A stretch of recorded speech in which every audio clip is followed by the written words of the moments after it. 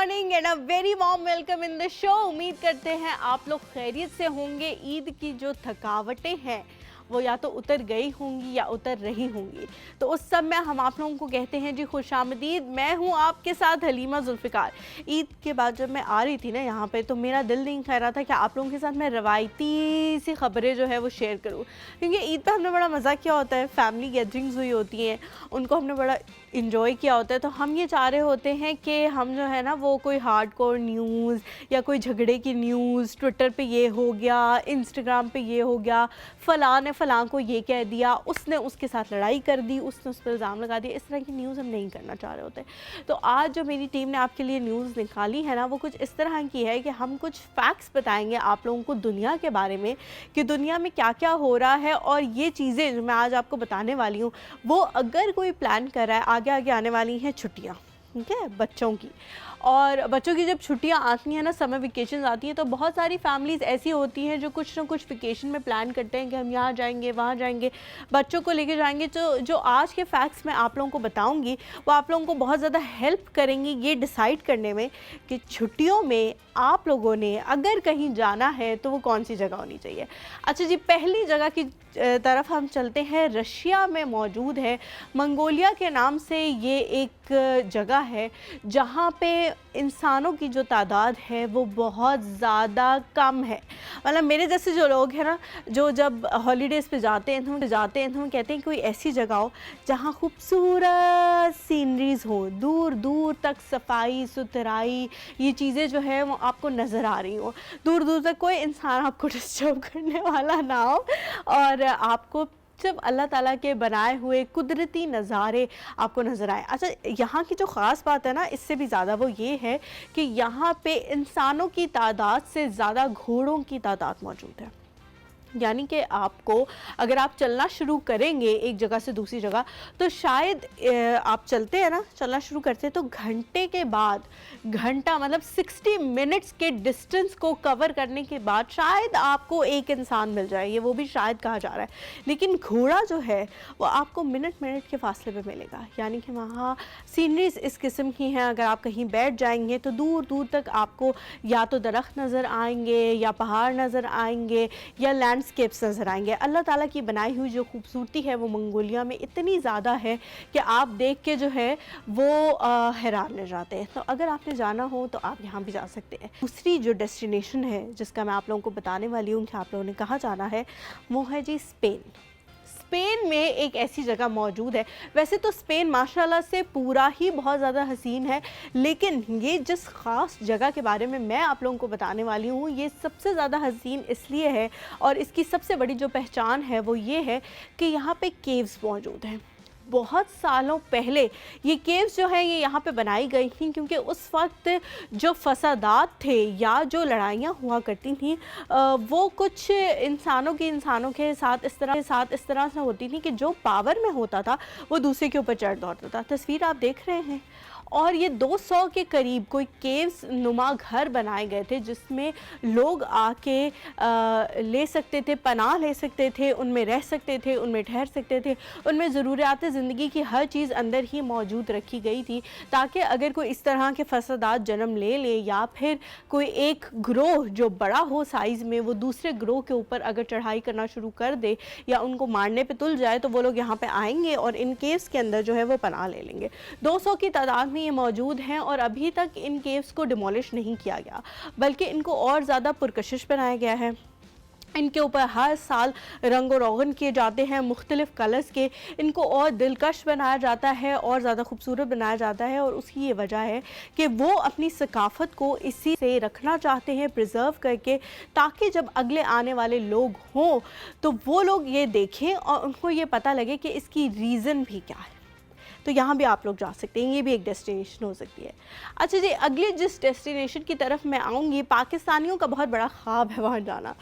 जब से हमने टर्किश ड्रामास को देखना शुरू किया है, तब से हर पाकिस्तानी चाहता है कि वो एक फेरा तो टर्की का लगा ही आए कम अज़ कम। और वहाँ पे जो ड्रामास में जो नज़ारे दिखाए जाते हैं, जो सीनरीज़ दिखाई जाती हैं, वो तो खूबसूरत हैं ही हैं, लेकिन वहाँ के लोग भी बहुत खूबसूरत है। तो हर बंदा चाहता है कि थोड़ी देर के लिए जाएँ, अगर लोग वहाँ मौजूद भी हों तो खूबसूरत तो होने चाहिए कम से कम, तो इसलिए टर्की जाने का सबको शौक़ है। मैं जिस जगह पे आपको लेके जा रही हूँ वो टर्की की एक अंडर डेवलप्ड स्टेट है। मतलब वहाँ पे डेवलपमेंट इस तरह से ज़्यादा नहीं है कि इमारतें नहीं हैं, बड़ी बड़ी सड़कें नहीं हैं, जिस तरह से आप कह सकते हैं कि हमारे नॉर्दर्न एरियाज़ है। खूबसूरती से माला माल, लेकिन उनकी खूबसूरती इसी चीज़ में है कि वहाँ पे ये सारी लग्जरीज़ मौजूद नहीं हैं। और जब आप वहाँ जाते हैं तो मेंटली आप हर चीज़ के लिए प्रिपेयर होकर जाते हैं कि हाँ, मुझे अगर मतलब इसी तरह की इन्वायरमेंट में रहना है, कभी कैंपिंग में रहना है, कभी किसी जगह कोई अच्छी छोटी सी जगह मिल भी जाएगी, तो इस तरह की चीज़ है। अच्छा, टर्की की जिस जगह से मैं आपको मुतारिफ़ कराने वाली हूँ वो इस लिहाज से जानी जाती है, वो जो गांव है वो इस लिहाज से जाना जाता है कि वहाँ पे ज़िंदगी गुजारने का जो पैटर्न है वो कुछ इस तरह से कि लोग सुबह सुबह निकल जाते हैं, डिफरेंट जगहों पे जाते हैं, वहाँ से जिस तरह चरवाहे होते हैं अपनी बकरियों को चुराने जाते हैं और फिर वापस घर में आते हैं शाम के वक्त, उस तरह का वहाँ का कोई लाइफ का पैटर्न है जो कि बहुत ही सादा सा है। अब वहाँ होता क्या है, फ़ोन की सहूलत उस तरह से मौजूद नहीं है। लोग क्या करते हैं, एक दूसरे को जब आवाज़ देनी होती है, पुकारना होता है, तो एक विसल बजाते हैं, यानी कि एक सीटी बजाई जाती है एक ख़ास किस्म की, जिससे अगले बंदे को पता लग जाता है कि ये सीटी इसलिए बजाई गई है कि फ़लाँ बंदा मुझे बुला रहा है। इसे बर्ड लैंग्वेज कहा जाता है, यानी कि परिंदों की ज़बान। असल में ये ज़बान जो है वो ना तो परिंदों को बुलाने के लिए की जाती है, बजाई जाती है, ना ही परिंदे इसे समझ सकते हैं, लेकिन जी इसे बर्ड लैंग्वेज इसलिए कहा जाता है क्योंकि एक तो ये बहुत सुरीली होती है। इसमें कुछ कुछ लफ्ज़ हैं जो उन्होंने अपनी ही बोली में, मतलब विसल की मुख्तलिफ़ किस्म की आवाज़ें निकाल के बना लिए हैं। जैसे अगर मैं फ़लाँ विसल बजाऊँगी तो आप समझ आएँ कि आपको घर बुला रहे हैं, या फ़लाँ विसल बजाएंगे तो आपने जो है वो एमरजेंसी की सूरत में आना है, या फ़लाँ विसल बजाएंगे। तो इस तरह की कुछ उन्होंने लैंग्वेज अपनी किस्म की बना ली है। और इसे बर्ड लैंग्वेज इसलिए कहा जाता है कि वो पहाड़ों वाला गांव है, उस गांव में बहुत ज़्यादा पहाड़ मौजूद हैं, और इकोसिस्टम की वजह से जब कोई लड़की या कोई बंदी या कोई वो विसल बजाता है तो वो दोबारा बाउंस बैक होके आती है। तो वो जब एक दफ़ा आप विसल बजाते हैं ना, तो वो उसके छोटे वर्जन जो है वो आपको दोबारा सुनाई देते हैं। तो इस वजह से इसे बर्ड लैंग्वेज कहा जाता है। अच्छा जी, अगली जो डेस्टिनेशन है वो सफाई के लिहाज से जानी जाती है। कुछ ऐसा पहले भी आप लोगों को बताया था दुबई के बारे में कि लोग दुबई जाना इसलिए पसंद करते हैं। जब टूरिस्ट से पूछा गया कि आप क्यों इतना दुबई जाते हैं तो उन्होंने कहा सफाई की वजह से। लेकिन अब मैं आप लोगों को एक ऐसी कंट्री में लेके जाना चाहती हूँ जो कि मतलब डी से उसका नाम शुरू होता है।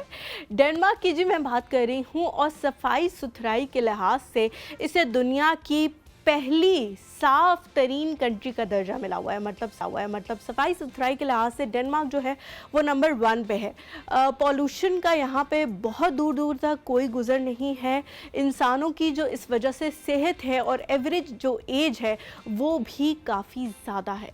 उसकी बुनियादी वजह ये बताई जाती है कि माहौल साफ़ है, यहाँ पे इस किस्म के एलिमेंट्स मौजूद नहीं हैं जो फ़िज़ा को गंदा करते हैं, यानी कि इस तरह के ख़ाम माल से, मतलब फैक्ट्रीज़ और इस तरह की चीज़ें मौजूद नहीं है। ज़्यादा तादाद में जो मौजूद है उनको भी इस तरह से उनके अंदर से जो गैसेस निकलती हैं, उनके अंदर से जो धुएं निकलते हैं, डेनमार्क ने इतनी तरक्की कर ली है कि उनको भी इस तरह से हवा में छोड़ा जाता है, यानी कि उनको भी कुछ फॉर्म उनकी चेंज करके हवा में छोड़ा जाता है ताकि वो हवा को गंदा ना करे। इसलिए डेनमार्क में एक एवरेज इंसान की एज 90 प्लस है। अगर कोई इंसान 60 साल की उम्र में वहाँ दुनिया को छोड़ के चला जाता है तो कहा जाता है कि अभी इसकी उम्र ही क्या थी, ये इतना यंग था और इसकी डेथ हो गई, जो कि मतलब पाकिस्तान में एक नॉर्मल इंसान की एवरेज एज जो है वो 60 समझी जाती है। तो डेनमार्क में आप सोच रहे हैं कि फिर क्वालिटी ऑफ लाइफ, जिसके ऊपर हमने बेशुमार प्रोग्राम किए हैं कि क्वालिटी बेहतर कैसे हो सकती है, क्वालिटी ऑफ लाइफ को बेहतर कैसे बनाना चाहिए, क्वालिटी ऑफ लाइफ पे काम कैसे करना चाहिए, तो उसके बारे में डेनमार्क जो है वो अभी से काम कर रहा है, तो वहाँ भी आप जा सकते हैं। अच्छा जी, अब बहुत सारे जगहों पे मैं आपको ले गई हूँ जहाँ पे मैदान हैं और पहाड़ हैं। अब अगर कोई जाना चाहता है किसी पानी वाली जगह पे, जहाँ उसको लगता है कि पानी मौजूद होना चाहिए। मतलब अगर मैं सोचूं कि मैंने किसी ऐसी जगह पे जाना है तो मैं ये सोचूंगी कि हाँ, अगर मैं साल में एक दफ़ा या 5 साल में एक दफ़ा किसी डेस्टिनेशन पे जा रही हूँ तो अल्लाह करे वहाँ पे हर चीज़ मौजूद हो, है ना। कोई ऐसा स्पॉट मैं देखना चाहूँगी जहाँ पहाड़ भी हों, दरख्त भी हों, पानी भी हो।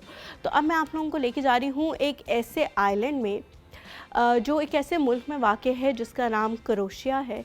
और इस मुल्क का नाम हम लोगों ने जब फ़ुटबॉल का वर्ल्ड कप हो रहा था तब बहुत ज़्यादा सुना था। तो क्रोएशिया का नाम आप सबको याद होगा। ये आइलैंड जो है वहाँ पे मौजूद है और इसकी जो शेप है वो एक हार्ट की है। तस्वीर दिखा दें जी, बिल्कुल सब लोग इंतज़ार करेंगे। आप लोग तस्वीर देख रहे हैं माशाल्लाह से। अल्लाह ताला ने कुदरत के ऐसे ऐसे नज़ारे हमारी इस दुनिया में रखे हैं कि जिसे देख के बंदा ये कहने पे मजबूर हो जाता है कि दुनिया ऐसी है तो जन्नत कैसी होगी। तो जी ये हार्ट शेप का एक आइलैंड है जहाँ पे लोग जाते हैं, छुट्टियाँ गुजारते हैं और इसको बहुत ही ज़्यादा पसंद किया जाने लग गया है। लास्ट कुछ अरसे में अभी कहा जा रहा है कि वहाँ की इंतज़ामिया इस चीज़ पे काम कर रही है कि ये पूरा का पूरा आइलैंड किस तरह से किसी को दिया जा सकता है वेडिंग डेस्टिनेशन के हवाले से। तो अगर आपके पास इतने पैसे मौजूद हैं और आपके आने वाली कुछ दिनों में शादी होने वाली है और आप चाहते हैं कि आप एक डेस्टिनेशन वेडिंग करें तो मेरे ख़्याल से इससे ज़्यादा खूबसूरत जगह आप लोगों को नहीं मिलेगी डेस्टिनेशन वेडिंग्स के लिए और हनीमून्स के लिए। इससे कहा जा रहा है कि इसे इस तरह से डेवलप किया जा रहा है ताकि जो लोग डेस्टिनेशन वेडिंग्स करना चाहते हैं या फिर हनीमून करना चाहते हैं उनके लिए वहाँ पे ऐसी चीज़ें मौजूद हों, ऐसी एक्टिविटीज़ हों कि एक तो वो बोर ना हो और कुदरत के नज़ारे और पानी के नज़ारे, पहाड़, छोटे छोटे पहाड़ भी वहाँ पे हैं, दरख्तों के नज़ारे तो वहाँ मौजूद ही मौजूद है कि वो सारी मुश्किलात आसान कर दी हैं जो कि कहीं भी जाने के लिए हॉलीडेज़ पे आप सोचते हैं। अच्छा जी, एक और जगह है जिसे जाना जाता है जी मिनी पेरिस के हवाले से। पेरिस जाना हर किसी के बस की बात नहीं है। पेरिस जाना बहुत ही महंगा है और इस वक्त जो पाकिस्तान के इकोनॉमिक हालात है तब तो बहुत ही ज़्यादा महंगा हो गया है क्योंकि वहाँ पे जो चलता है यूरो और यूरो जो है आप सबको पता है डॉलर से भी ज़्यादा उसका रेट है। तो जिस भी बंदे ने अगर पेरिस जाना हो टिकट के पैसे वो कहीं ना कहीं से कर भी ले तो यूरो जो उससे यहाँ से लेके जाने हैं वहाँ खाना पीना खाने के लिए, शॉपिंग करने के लिए या ट्रैवलिंग करने के लिए या रहने के लिए उसका बंदोबस्त करना और भी ज़्यादा मुश्किल हो जाएगा। तो अगर आप पेरिस जाने के ख्वाहिशमंद हैं और वहाँ नहीं जा सकते तो मैं आप लोगों को मिलवाने वाली हूँ मिनी पेरिस से। मिनी पेरिस जी चाइना में वाक़ है। चाइना वालों ने एक इन्वायरमेंट, एक जगह को कॉर्डन ऑफ करके पार्क का दर्जा दिया है और उसमें उन्होंने लगाया है ये मिनी आईफिल टावर जो कि जिसकी जो हाइट है वो 1/3 है। यानी कि अगर ओरिजिनल आईफिल टावर को 3 हिस्सों में तकसीम किया जाए तो ये जो रेप्लिका है आईफिल टावर का इसकी हाइट उतनी है, लेकिन फिर भी हाइट के लिहाज से और रेप्लिका के लिहाज से इसे दुनिया का नंबर 1 रेप्लिका का दर्जा दिया गया है जी आईफिल टावर के। आईफिल टावर जो है वो तो एक बहुत बड़े आर्किटेक्ट ने बनाया था, डिज़ाइन किया था, लेकिन चाइनीज़ आर्किटेक्ट ने ये आईफिल टावर डिज़ाइन किया है और उसके इर्द गिर्द की जो इन्वायरमेंट है वो भी उसी तरह की रखी गई है जिस तरह आईफिल टावर के इर्द गिर्द की इन्वायरमेंट है। यानी कि बिल्डिंग्स भी उसी तरह से रखी गई हैं, पूरा उसको डिज़ाइन किया गया है और जो दरख्त है, जो मकाम है, जिस तरह से स्टेयर्स हैं, हर चीज़ को उसी तरह डिज़ाइन किया गया है ताकि अगर कोई इंसान यहाँ पे जाए तो उसे बिल्कुल वही वाली फीलिंग आए जो उसे आईफिल टावर जाके आती है। बहुत सारे लोग वैसे आईफिल टावर जाके लोगों को प्रपोज भी किया करते हैं, अपने जो जीवन साथी होते हैं उनको शादी की पेशकश करते हैं। तो इस हवाले से भी आईफिल टावर रोमांटिक सी जगह समझा जाता है। तो अगर आप लोगों ने भी जाना हो यहाँ पे और किसी के साथ रोमांटिक किसी अपने साथी को लेके जाना हो तो आप लोग जा सकते हैं। यहाँ पे चाइना में ये जगह मौजूद है। अच्छा जी, अगली जो जगह है पानी के ऊपर भी बता दिया, पानी है अब अंदर की जगह रह गई है। ठीक है, कितनी मैं आप लोगों को इन्फॉर्मेशन दे रही हूँ। सोचें आप लोगों के मैंने अपनी छुट्टियों में बैठ के आप लोगों के लिए सारी इन्फॉर्मेशन निकाली है। अच्छा जी, अगली जो इन्फॉर्मेशन है वो अंडर वाटर के हवाले से है। अंडर वाटर कुछ ऐसे स्कल्पचर्स हैं एक जगह पे ओशन एटलस में ये अंडर वाटर स्कल्पचर्स हैं जो पानी की सतह वहाँ पे इतनी साफ़ है कि अगर आप बोट से पानी के अंदर यूँ झांक के देखें तो आपको वो स्कल्पचर्स जो हैं वो नज़र आना शुरू हो जाएंगे। ये स्कल्पचर्स आप लोग देख रहे हैं, ये मुजस्मे जो हैं वो एक इंसान की तरफ से वहाँ डिज़ाइन करके बना के रखे गए हैं। और रखने की वजह जो है, एक मरमेड का वैसे मुजस्मा है जिसको लोग बहुत ज़्यादा पसंद करते हैं। मरमेड सबको पता ही होगी, लिटिल मरमेड हम सबने देखी है, मतलब लड़कियों ने तो देखी है, तो सबको पता होगी मरमेड जी क्या होती है। मरमेड एक ऐसी मछली को कहते हैं जिसका आधा जिस्म जो है वो मछली की तरह होता है और ऊपर का आधा जो धड़ होता है वो एक औरत की तरह होता है। तो इस मुजस्मे को सबसे ज़्यादा पसंद किया जाता है। लेकिन ये वहाँ पे वाहिद मुजस्मा नहीं है, इसके अलावा भी इंसानों के मुजस्मे हैं।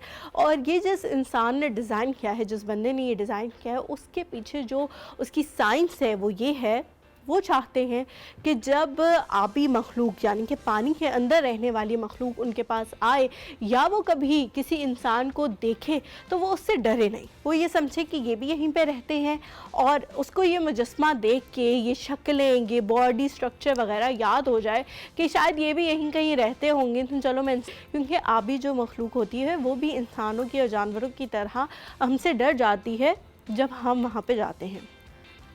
अच्छा जी, अगली जो जगह है वो उन लोगों के लिए है जिनको सर्दियाँ पसंद है, इंक्लूडिंग मी। वैसे मुझे सर्दियाँ इतनी भी नहीं पसंद, लेकिन गर्मियाँ मुझे बिल्कुल भी नहीं पसंद। तो अगर गर्मियों और सर्दियों का मवाज़ना हो तो मैं सर्दियों को वोट करूँगी। सर्दियाँ इसलिए भी मुझे पसंद है कि उनमें आप चीज़ें पहन लेते हैं, जितनी चाहें पहन सकते हैं, अपना ख्याल रख सकते हैं। गर्मी में आपको अगर गर्मी लग रही है तो आप क्या कर सकते हैं, आप एसी के जो है वो मनहूने मिन्नत है। अगर एसी होगा तो ठीक है, नहीं तो बस बहुत ही बुरी हालत है। अच्छा जी, एक ऐसे शहर में मैं आप लोगों को लेके जा रही हूँ जो दुनिया का सबसे ज़्यादा ठंडा शहर है। अगर कोई एक्सपीरियंस करना चाहता है तो वो वहाँ जा सकता है। इस शहर का नाम मैं भी आप लोगों को एग्जैक्ट प्रोनाउंसिएशन याद करके बताती हूँ।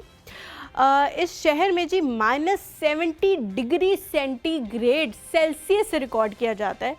ओमियाकॉन इस शहर का नाम है और इस शहर में जी -70 डिग्री जो है टेम्परेचर रिकॉर्ड किया जाता है। और इसकी मिसाल इस तरह से दी जाती है, पानी एक ख़ास टेम्परेचर के बाद कहते हैं 0 तक वो पानी रहता है और जब -1 -2 पे जाता है तो वो बन जाता है बर्फ़। ठीक है, इसी तरह पानी जो है वो सबसे ज़्यादा नॉर्मल टेम्परेचर पे रहने वाली चीज़ है। उससे ज़्यादा अगर आप आगे उसको लेके जाएंगे तो वो फ़ौरन जल्दी बर्फ़ बन जाएगा।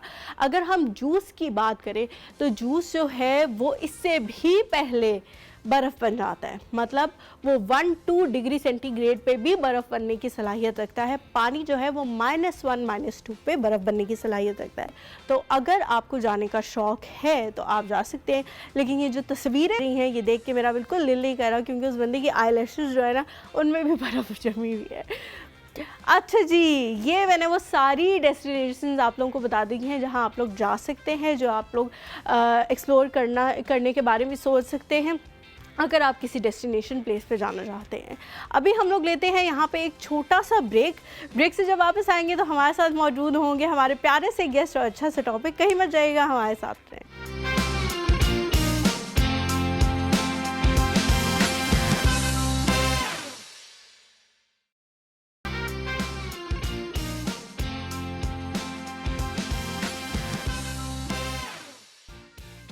जी, welcome back to the show. आज के शो का जो हमारा पहला टॉपिक है डर्मेटोलॉजी से रिलेटेड है और स्किन से रिलेटेड है। आगे आगे होने वाला है क्या, आगे होने वाला है ये कि आने वाली हैं गर्मियाँ। सूरज जब चमकेगा और आप लोगों के ऊपर पड़ेगा तो सबसे पहला जो मसला लड़कियों को और लड़कों को होता है वो ये होता है कि वो टैन हो जाते हैं। तो उसके लिए वो कहते हैं कि जी हम सन ब्लॉक्स भी इस्तेमाल करते हैं और भी बहुत सारी चीज़ें करते हैं, टाइम टू टाइम उसको दोबारा से अप्लाई भी करते रहते हैं, लेकिन उसके बावजूद रंग जो है वो थोड़ा सा सड़ ही जाता है, थोड़ा सा काला हो ही जाता है। तो स्किन के बहुत सारे मसाइल पसीने की वजह से, इचिंग की वजह से शुरू हो जाते हैं। तो हमने सोचा कि जी डर्मेटोलॉजिस्ट को बुलाया जाए और आप लोगों के मसाइल का जो हल है वो दरियाफ्त करने की कोशिश की जाए। जो शख्सियत इस वक्त मेरे साथ मौजूद हैं, डर्मेटोलॉजिस्ट हैं, स्किन स्पेशलिस्ट हैं, इसके साथ साथ एस्थेटिक फिजिशियन भी हैं। अब ये क्या होता है ये मुझे नहीं पता, हो सकता है वैसे मुझे ये पता हो, लेकिन मुझे ये ना पता हो कि इसके लिए ये टर्म इस्तेमाल की जाती है। 15 साल का जी इनका एक्सपीरियंस है और इस वक्त अपना क्लिनिक जो है वो ये रन कर रही हैं। हमारे साथ मौजूद हैं डॉक्टर अस्मा तैयब साहिबा। अस्सलाम वालेकुम डॉक्टर साहिबा। वालेकुम अस्सलाम हलीमा, कैसी हैं आप? मैं बिल्कुल ठीक हूँ, thank you so much for coming. Good morning. Thank you so much for inviting. अच्छा डॉक्टर साहिबा, जिस तरह मैंने शुरू किया, हम लोग डर्मेटोलॉजी से रिलेटेड बहुत ज़्यादा बात कर चुके हैं, लेकिन मसला ये है कि जिस तरह मौसम चेंज होता है ना, लोग उस तरह की चीज़ें चाहते हैं कि हम उनके से रिलेटेड पूछें। तो मुझे बताएं कि ये जो सन टैन है ये होना ही होना है, चाहे आप जितना भी सन ब्लॉक अप्लाई कर लें, या इससे बचने की कोई सूरत है? बिल्कुल सही। सबसे पहले तो मैं कहूँगी कि अलॉट ऑफ टाइम्स जो हम प्रोडक्ट्स यूज़ कर रहे होते हैं वो समर की और विंटर्स की अलग होती हैं। तो आपने बड़ी अच्छी बात की, नहीं पता ना, बिल्कुल हम एक ही लगा लेते हैं सब में। और बहुत दफ़ा तो मैंने ये भी देखा है कि मेरे पास बहुत सारे क्लिनिक में पेशेंट आते हैं जो कि सिर्फ बस समझते हैं कि मुंह धोना काफ़ी है। Lot of them are not moisturising. तो सबसे पहले एक अच्छी स्किन केयर होना जिसमें एक फेस वॉश, एक मॉइस्चराइज़र और एक सनब्लॉक, ये बहुत ज़रूरी है। ठीक है। जब आप किसी फेस वॉश, मॉइस्चराइज़र, जिसको हम आमतौर पे लोशन कहते हैं, अब ये नहीं कि जो बॉडी लोशंस हैं या वो बचपन से एक बेबी लोशंस यूज़ हो रहे हैं, ऐसे नहीं है कि आप बड़े होके भी वही यूज़ अभी तक लगाए जा रहे हैं। बिल्कुल। हाँ। तो जब पेशेंट्स आते हैं हम उनके विंटर की स्किन केयर अलग बनाते हैं, समर्स के अलग बनाते हैं, और दूसरा आपकी स्किन के अकॉर्डिंगली, बिकॉज बहुत सारे पेशेंट हैं जिनकी बड़ी ड्राई फ्लेकी स्किन होती है, और उसके बरक्स बहुत सारे ऐसे भी हैं जिनको बड़ी acne prone, blackhead, whitehead वाली स्किन है। तो इन दोनों की स्किन केयर कम्प्लीटली डिफरेंट है। अच्छा, एक चीज़ और भी होती है कि जिन लोगों की स्किन बड़ी ऑयली है वो समझते हैं कि मॉइस्चराइज करने की हमें तो ज़रूरत ही नहीं, हमारा नेचुरल इतना ऑयल बनता है। हाँ। बल्कि एक्चुअली फैक्ट ये है कि जितना आप मॉइस्चराइज करेंगे उतना आपकी स्किन में ऑयल कम बनेगा, because hydration is very important. You need to moisturise. जिनकी ऑयली स्किन होती है ना, वो गर्मियों में तो बिल्कुल ही कुछ नहीं लगाते कि हमें बार बार पसीना आएगा, क्या फ़ायदा, कोई ज़रूरत नहीं लगाने की। अच्छा, दूसरा coming back to your question now कि टैनिंग, तो ऑफ कोर्स समर में सन एक्सपोजर ज़्यादा है, बल्कि कुछ लोग तो विंटर्स में भी धूप सेकना पसंद करते हैं। तो सन बड़ा डैमेजिंग इफ़ेक्ट देता है आपकी स्किन में। एक तो फोटो एजिंग होती है, यानी कि आपकी एक अर्ली एजिंग शुरू हो जाती है। दूसरा, बहुत सारे पेशेंट्स को छाइयाँ, पिगमेंटेशन डेवलप हो जाती है, और उसके साथ साथ ऑफ कोर्स एक टैनिंग है कि बिल्कुल जो एक्सपोज्ड एरियाज और अनएक्सपोज्ड एरियाज में हाफ स्लीव्स के ऊपर का आपका रंग बिल्कुल और होगा, और हाफ स्लीव्स के नीचे का बिल्कुल। तो I can not emphasize enough on the importance of staying out of sun. ज़रूर आप अपना विटामिन डी लें, बट ज़रूरी नहीं कि वो आप अपने चेहरे पे लें। You can expose your arms, legs, चेहरे, कमर, ऐसी जगह बैठ जाए जहाँ कमर पे धूप लग सके। और फेस का ये है कि आप सन ब्लॉक लगाएं, आप हैट रखें, आप मास्क पहन सकते हैं। इवन अगर आप गाड़ी में हैं तो कोशिश करें कि आपकी गाड़ी में शेड्स हों, क्योंकि बेशक आप सन ब्लॉक लगाते हैं, but of course sunblocks have limitations also. आप अगर 2 घंटे ये कह के कि हमने सन ब्लॉक लगाया है, तो ऑफ कोर्स वो उसकी डैमेजिंग इफेक्ट्स, टैनिंग, पिगमेंटेशन ज़रूर आएगा। ठीक है, मुझे बताएं कि बहुत सारे लोग जो हैं वो अब इस्तेमाल करना शुरू हो गए हैं वो साबुन जो हर्बल प्रोडक्ट से बनते हैं। अच्छा। फेस वॉश यूज़ नहीं मतलब करते भी हैं, लेकिन हर्बल प्रोडक्ट्स वाले साबुन, जैसे एलोवेरा का बना हुआ साबुन, होममेड साबुन है, वो क्या इस्तेमाल किया जा सकता है? ऑर्गेनिक चीज़ें बिल्कुल अच्छी होती हैं, सेफ़ होती हैं, but then again you have to make sure you are getting the organic product also. There so many products in the market, और बल्कि आजकल बड़ा ट्रेंड हो गया है, you follow somebody on Instagram and you start using those products. To tell you honestly, there so many bloggers who would come to me and they would tell me कि they are getting these free products, जिसको वो sponsored videos बनाते हैं, and they are getting breakouts, उनकी skin में rashes आती हैं। तो आप ऐसे ब्लाइंडली फॉलो ना करें, गो टू अ डर्मेटोलॉजिस्ट, अपनी स्किन दिखाएं और उसके मुताबिक चीज़ें यूज़ करें। Generally I give a cleanser जो कि थोड़ा जेंटल क्लेंजर हो, बिकॉज सोप्स हम अवॉइड करते हैं क्योंकि स्किन में रैशेज़, एक्जिमास बड़े कॉमन है। तो मैं, अगर मेरे पास पेशेंट आए तो मैं उसकी स्किन के अकॉर्डिंगली, अगर उसको एक्नी है, दाने हैं, ऑयली स्किन है, तो मैं उनको एक्नी प्रोन स्किन के लिए जो फेस वॉशेज़ हैं, जिनमें आपको बल्कि कुछ ओवर द काउंटर भी मिलते हैं, जिनमें सैलिसिलिक एसिड होना चाहिए, NDGA, ऑलिनिक एसिड, कई बार लोग इंग्रेडिएंट्स पढ़ते हैं तो टी ट्री ऑयल, इनसे बने हुए फेस वॉशेस आप यूज़ कर सकते हैं। Because again I am not gonna say the name, brand name आप इतना नहीं यूज़ कर सकते, बट ये चीज़ें उनके फेस वॉशेस में होनी चाहिए। दूसरी तरफ ठीक है, जिनके बिल्कुल ड्राई फ्लेकी स्किन है, वो कोशिश करें हाइलुरोनिक एसिड, सेरेमाइड्स वाले फेस वॉशेस यूज़ करें। मुझे बताएं कि गर्मियाँ अब हमारे सर पे खड़ी हुई हैं, ठीक है, और अब वो वक्त आ गया है जब हमें अपनी जो रूटीन है वो गर्मियों के हिसाब से करनी है। मुझे बताएं कि कौन सा इसमें सन ब्लॉक यूज़ करना चाहिए हमें, जब हम सन ब्लॉक ख़रीदें तो उनके इंग्रेडिएंट्स में कौन कौन सी वो चीज़ें पढ़नी चाहिए जो गर्मियों के लिए बेस्ट है? ठीक है, फेस वॉश बताया, I am just going to follow the skin care. ठीक है। सेकेंडली, बिल्कुल अच्छा आपने बताया, सन ब्लॉक भी अब 2 किस्म के होते हैं। एक वो होते हैं जो हम एक्नी वाले पेशेंट्स को देते हैं, पिंपल्स वाले, ये सीबम कंट्रोलिंग सन ब्लॉक्स होते हैं। तो आप, मैं कहूँगी कि आप जब भी जाएं आप फार्मेसी से सन ब्लॉक्स खरीदें। Don't go to a shop and just get any cosmeceutical. हम कहते हैं कि आप मेडिकेटेड प्रोडक्ट्स यूज़ करें। सन ब्लॉक्स जो एक्नी वाले हैं उनके ऊपर SC लिखा होता है, सीबम कंट्रोलिंग, तो वो आपका ऑयल कंट्रोल करेंगे। ठीक है। इसके बरक्स फार्मेसी से खरीदना चाहिए, ये रिकमेंडेड है। बिल्कुल, because you should be getting the medicated products, बजाय इसके कि आप ओवर द काउंटर बड़ा महंगा सा इम्पोर्टेड भी ले लें, बट मे बी वो आपकी स्किन को सूट ना करे। अच्छा, दूसरी तरफ वो पेशेंट्स हैं जिनकी स्किन बड़ी ड्राई है या नॉर्मल है, तो they can use even other sunblocks जो कि SPF 50 से ऊपर भी होते हैं। जनरली जो एक्नी वाले पेशेंट्स हैं उनका SPF 50 तक हम ही देते हैं, जो सीबम कंट्रोलिंग। ठीक है। दूसरे सन ब्लॉक्स जो 100 में भी आते हैं उनमें फिजिकल ब्लॉकर्स भी शामिल होते हैं। बाय दैट आई मीन कि वो थोड़ा सा वाइट कैस्ट छोड़ते हैं और वो उसमें फिजिकल ब्लॉकर्स होते हैं, तो ऑफ कोर्स। अच्छा, 50 तक इस्तेमाल करने वाला ठीक है? Anything above 30 is fine, less than 30 doesn't actually work. ठीक है। अच्छा, मुझे बताएं कि थोड़ा सा हमें टच करना पड़ेगा किसी ब्रांड को, लेकिन मजबूरी बन गई है, लोग पूछते हैं इस तरह की चीज़ें। मैं निशानी के तौर पे आपको बताऊंगी, मुझे यकीन आप समझ आएंगी। बहुत सारे मॉल्स में आजकल एक दुकान ऐसी खुली हुई है जिसके अंदर जो प्रोडक्ट्स आते हैं वो होते इम्पोर्टेड हैं, लेकिन होते काफ़ी नॉर्मल प्राइस पे है, जिन्हें कहा जाता है जी चाइनीज़ ये ब्रांड है जो यहाँ पे आया है और यहाँ पे चीज़ें भेज रहा है। अच्छा। उसकी चीज़ें जो हैं वो लोग कहते हैं कि ये हम ये इस्तेमाल करते हैं क्योंकि एक तो इम्पोर्टेड है, सेकेंडली ये कि उनकी प्राइसेस जो हैं वो बहुत ज़्यादा एक्सपेंसिव नहीं है। 700-800 का आराम से आपको वहाँ से सनब्लॉक मिल जाएगा, तो वो क्या रिकमेंडेड है?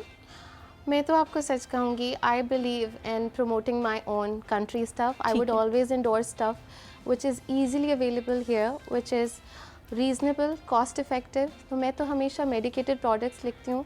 मैं नहीं बिलीव करती कि मैं आपको 4-5 हज़ार का एक प्रोडक्ट दूँ और इतना बिल बन जाए, but I always make sure कि मेरे पास जब पेशेंट आता है तो मैं उसकी स्किन केयर बनाऊँ, उसकी स्किन डिजीज़ को ट्रीट करने के अलावा, because a lot of times आपकी जो स्किन डिजीज़ेज़ हैं वो स्किन केयर अच्छी रखने से ही ठीक हो जाती हैं, कंट्रोल हो जाती हैं। तो मैं नहीं कहूँगी कि आप just because something is imported and then that you should get it। हाँ, लेकिन हमारा माइंडसेट अब यही हो गया ना, क्योंकि इम्पोर्टेड है तो शायद ज़्यादा बेहतर क्वालिटी की। मगर हमारी इतनी अच्छी फार्मेसीज़ के मेडिकेटेड प्रोडक्ट्स हैं जो कि कॉस्ट इफेक्टिव हैं। अच्छा। you will be paying less but then that product is actually going to work। बजाय इसके कि आप 5,000 का कोई सीरम ले लें just because it's imported, but वो उसकी क्वांटिटी इतनी कम होगी। डॉक्टर साहिबा ने ना मुझे सेव किया, लाइफ सेवियर बनी है मेरी, क्योंकि आज ही मैं सोच रही थी कि मेरे सीरम्स ख़त्म हो रहे हैं, तो मैंने जाके जो है अब सीरम्स लेना शुरू करने हैं। तो अब मैं कौन सा सीरम सीरम्स का भी ये है कि serums are of course they more concentrated. Serums लगाना कब है? आपने हमेशा फेस वॉश के बाद और मॉइस्चराइज़र से पहले। ठीक है। दुनिया में कितने किस्म के सीरम्स आ चुके हैं जिनमें रेटिनॉल, नाइसिनामाइड, AHA, BHA बहुत कुछ आ गया है। तो आई वुड रेकमेंड कि अगर आपके पोर्स वाली स्किन है, आपकी ऑयली स्किन है, थोड़ा टेक्सचर सही नहीं है, स्मूथ नहीं है, तो आप नाइसिनामाइड सीरम ज़रूर यूज़ कर सकते हैं। अच्छा। सेकेंडली, एक वो सीरम जो कि हर इंसान यूज़ कर सकता है, चाहे उसकी ऑयली स्किन हो, ड्राई हो, नॉर्मल स्किन वाला। उसके लिए हाइलुरोनिक एसिड सीरम्स जिनमें साथ थोड़ा अल्फा ब्यूटिन, बिकॉज हमारी एशियन स्किन थोड़ी पिगमेंटेशन प्रोन स्किन होती है, so hyaluronic acid along with alpha arbutin. ये भी किसी फार्मास्यूटिकल जगह से ही जाके ले?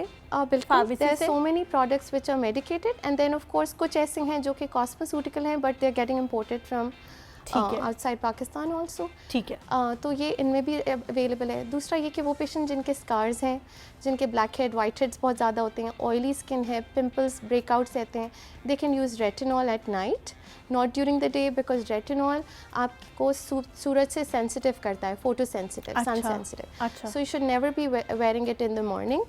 अच्छा, एक और सीरम बड़ा कॉमनली यूज्ड होता है, दैट्स विटामिन सी।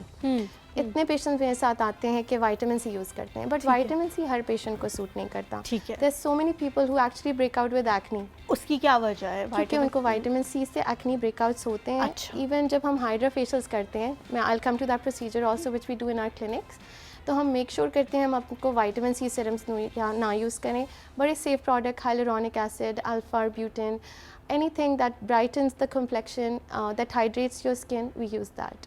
ठीक है, सिरम्स की हमने बात कर ली। अच्छा, सिरम में एक चीज़ और हम कैटर करते जाएं, आजकल बहुत टाइम आया हुआ है, बहुत चीज़ आई हुई है कि आप 24 carat gold serum, 18 carat gold serum, इस तरह के बहुत प्रोडक्ट्स आए हुए हैं और वो थोड़े एक्सपेंसिव भी होते हैं।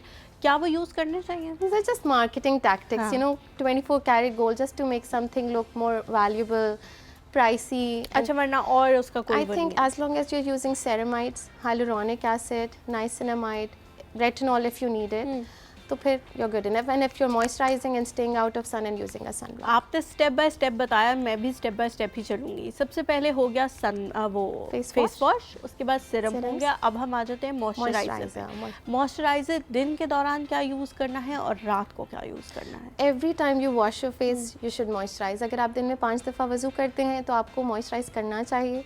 मॉइस्चराइज़र में मैंने पहले भी मेंशन किया, hyaluronic acid and ceramides are very important.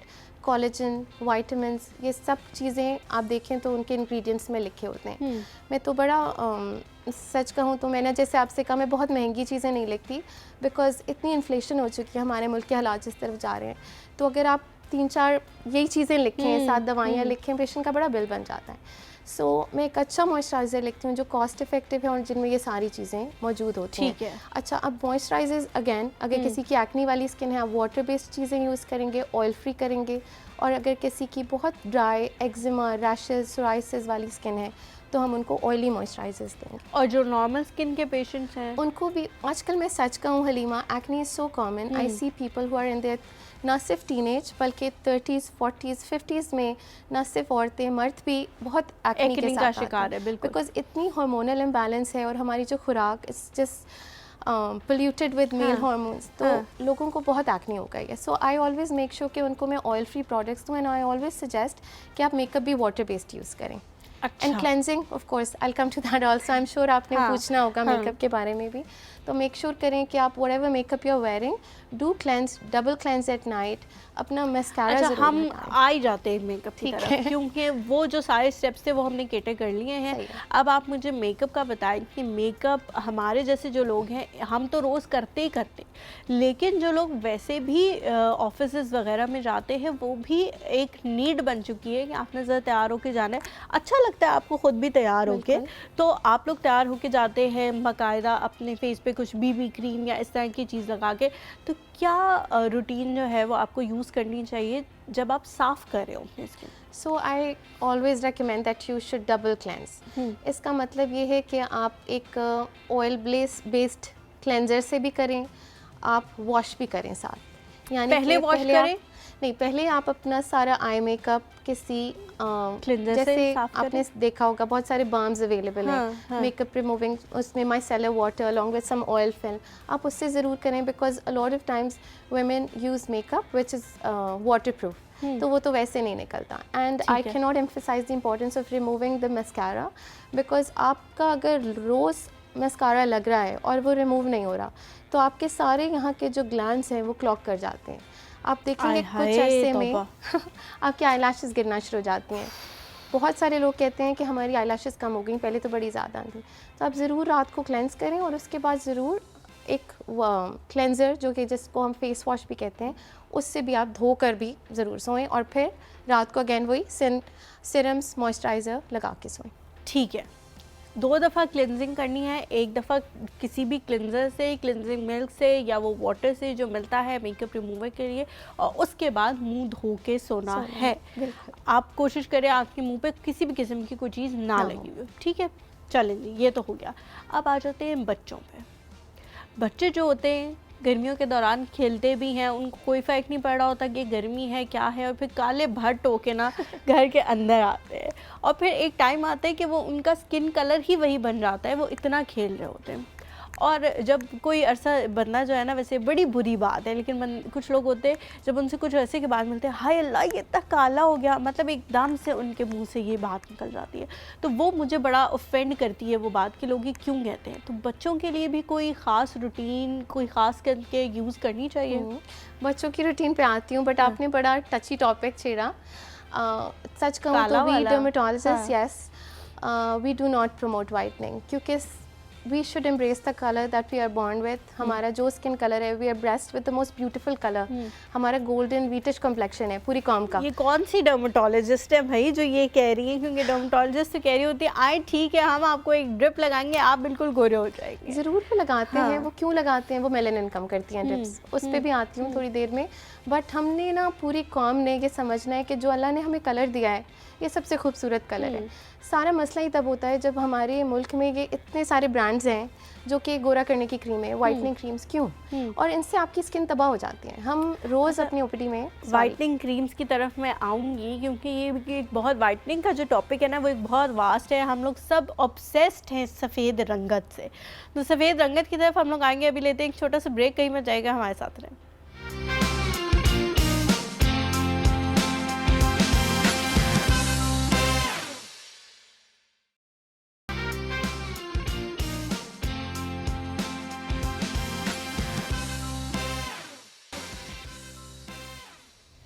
Ji welcome back to the show. Break पे जाने से पहले हम लोग बात कर रहे थे गोरे रंग के हवाले से और डॉक्टर साहबा भी कही नहीं, डॉक्टर अस्मा हमारे साथ मौजूद हैं. डॉक्टर साहबा भी कह रही थी कि लोग जो है ना बड़े ही ज़्यादा ऑब्सेस्ड हैं गोरे रंग से.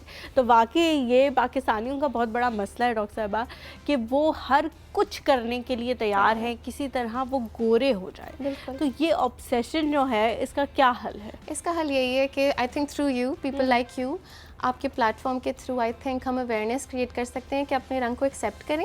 और ये वाइटनिंग क्रीम से जो मैं आपसे पहले कह रही थी, हमारी स्किन तबाह हो जाती है. क्यों? क्योंकि इनमें मर्क्यूरी, स्टेरॉइड्स शामिल हैं. लोग बड़ा घबराते हैं स्टेरॉइड्स. तो आप क्यों नहीं समझते कि इन क्रीम्स में स्टेरॉइड्स हैं जो आपकी स्किन को इतना पतला कर देती हैं कि आपके जैसे ही सन एक्सपोजर होता है आपके पूरे मुंह पे छाइयाँ भरना शुरू हो जाती हैं. I see girls who are in their 20s, 17-18 year old girls, even लड़के, क्योंकि वो सैलून में जाते हैं तो कहते हैं वो मिक्सचर बना के दे दिया जो आपको पता है 4-5 क्रीम्स का मिक्सचर. बिल्कुल. अब उससे होता ये कि स्किन जब बहुत पतली हो जाए तो आपकी सारी झुर्रियाँ, रिंकल्स पड़ जाती हैं, आपके चेहरे पे वेन्स दिखना शुरू हो जाती हैं क्योंकि स्किन पतली हो गई.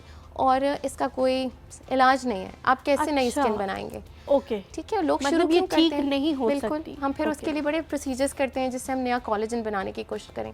दूसरा, ये पेशेंट शुरू क्यों करते हैं? कुछ तो शुरू करते हैं कि जी हमारा रंग साफ़ हो जाए. कुछ लोग ऐसे भी हैं जिनको जो एक्ने के लिए लगा रहे हैं, जो छाइयों के लिए लगाते हैं कि चलें कभी प्रेगनेंसी में या सन एक्सपोजर से थोड़ी बहुत छाई हो. अब वो ऐसी विशियस साइकिल में फंसते हैं कि जब वो क्रीम कुछ अरसे के लिए छोड़ने की कोशिश करते हैं उनका पूरा मुंह बिल्कुल डार्क हो जाता है. और फिर वो उनकी मतलब मजबूरी बन जाती है कि वो उसे रिपीटेडली लगाते हैं. और हलीमा, बल्कि आपने देखा होगा जो हमारे हेल्पर्स होते हैं घर में, डोमेस्टिक हेल्प के लिए आते हैं, वो सब ख़वातीन अनफॉर्चुनेटली वो सब यूज़ करती हैं. ना सिर्फ वो अच्छे घरों से, मतलब मैं यकीन माने बाहर की क्रीम सारी इंपोर्ट होती हैं, एक्सपोर्ट होती हैं और वहाँ तक भी मिलती हैं. अब मैं नाम नहीं ले रही बट हर जगह अवेलेबल है. मुझे समझ आ गई आपके नाम ना लेने के बावजूद. असल में डॉक्टर साहबा हम लोग ना इस चीज़ को पहले छुपाया करते थे, टू बी वेरी ऑनेस्ट. जब सेलिब्रिटीज़ वगैरह इस चीज़ को इंडोर्स करते हैं कि इसमें कोई ऐसी बात नहीं है, आपने अगर अपना रंग गोरा कराना है तो आप ज़रूर कराएं, तो तब मेरे ख्याल से लोगों को और ज़्यादा कॉम्प्लेक्स हो जाता है कि ये लोग जो इतने प्यारे हैं, इतना अच्छा इनके पास सब कुछ है, ये टीवी पे ऑलरेडी अपेयर हो रहे हैं, वो अपना रंग मज़ीद गोरा करा रहे हैं, तो फिर हम क्यों नहीं, है ना? बिल्कुल. तो ये हमें किस तरह से चाहिए कि हम इस चीज़ को इंडोज ही ना करें. तो I'm sure some of the celebrities and I know some of them who have not been taking ads from them. So ये बड़े अच्छा स्टेप है. I think if you all work together तो ये इंडस्ट्री काफ़ी रुक जाएगी. आई मीन ऑफ कोर्स में अल्लाह सबको बरकत दे, बट ये कि आप कुछ और प्रोडक्ट सेल करें बजाय लोगों के इनसिक्योरिटीज़ को कैश करने की कोशिश करें. ठीक है. अच्छा, एक और चीज़ डॉक्टर साहब जो मैंने पहले पूछी थी बच्चों के लिहाज से कि बच्चों की स्किन केयर क्या होनी चाहिए? बच्चों का ये है कि स्पेशली समर्स आते हैं, I know what you are saying, बच्चे घर आते हैं तो वो बिल्कुल ऐसे कलर हुआ होता है और लड़कों का खास तौर पे काला स्या रंग हुआ होता है ना? तो यही है कि आप सनब्लॉक बच्चों को भी लगा के भेजें. बच्चों की ऑफ कोर्स सनस्क्रीन्स डिफरेंट होती हैं, देयर अवेलेबल. कुछ लोकल हैं, इम्पोर्टेड हैं, वो भी मैं बच्चों के मुताबिक किड्स सनस्क्रीन लिखती हूँ. एक नाम ले ही देती हूँ, बहुत कम बच्चों की सनस्क्रीन है.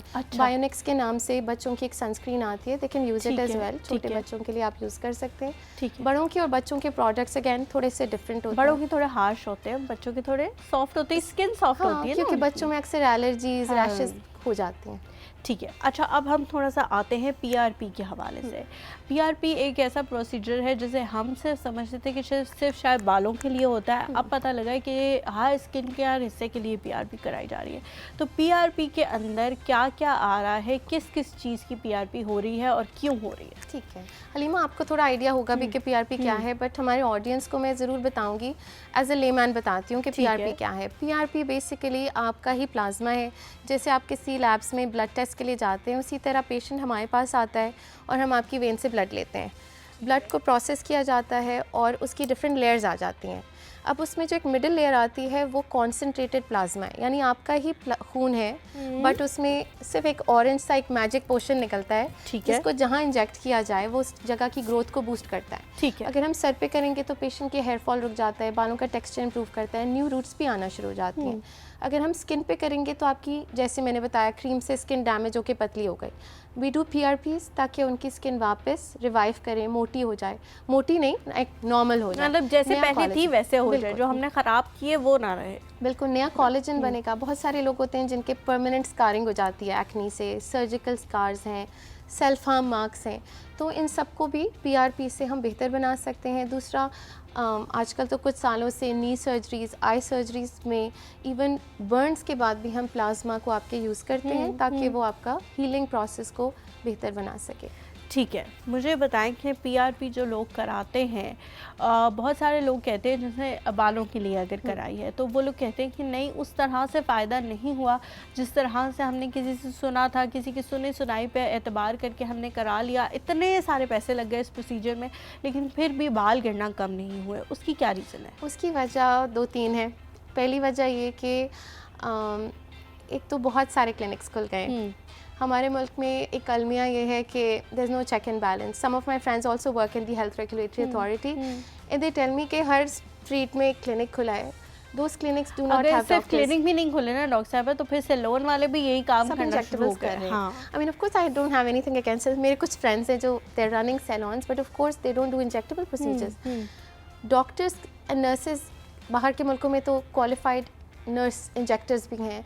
हमारे मुल्क में डॉक्टर्स के अलावा किसी को nobody else should be injecting. हमारे मुल्क में जगह जगह क्लिनिक्स हैं जो कि रजिस्टर्ड भी नहीं हैं, वहाँ प्रोसीजर्स हो रहे हैं। और क्यों हो रहे हैं?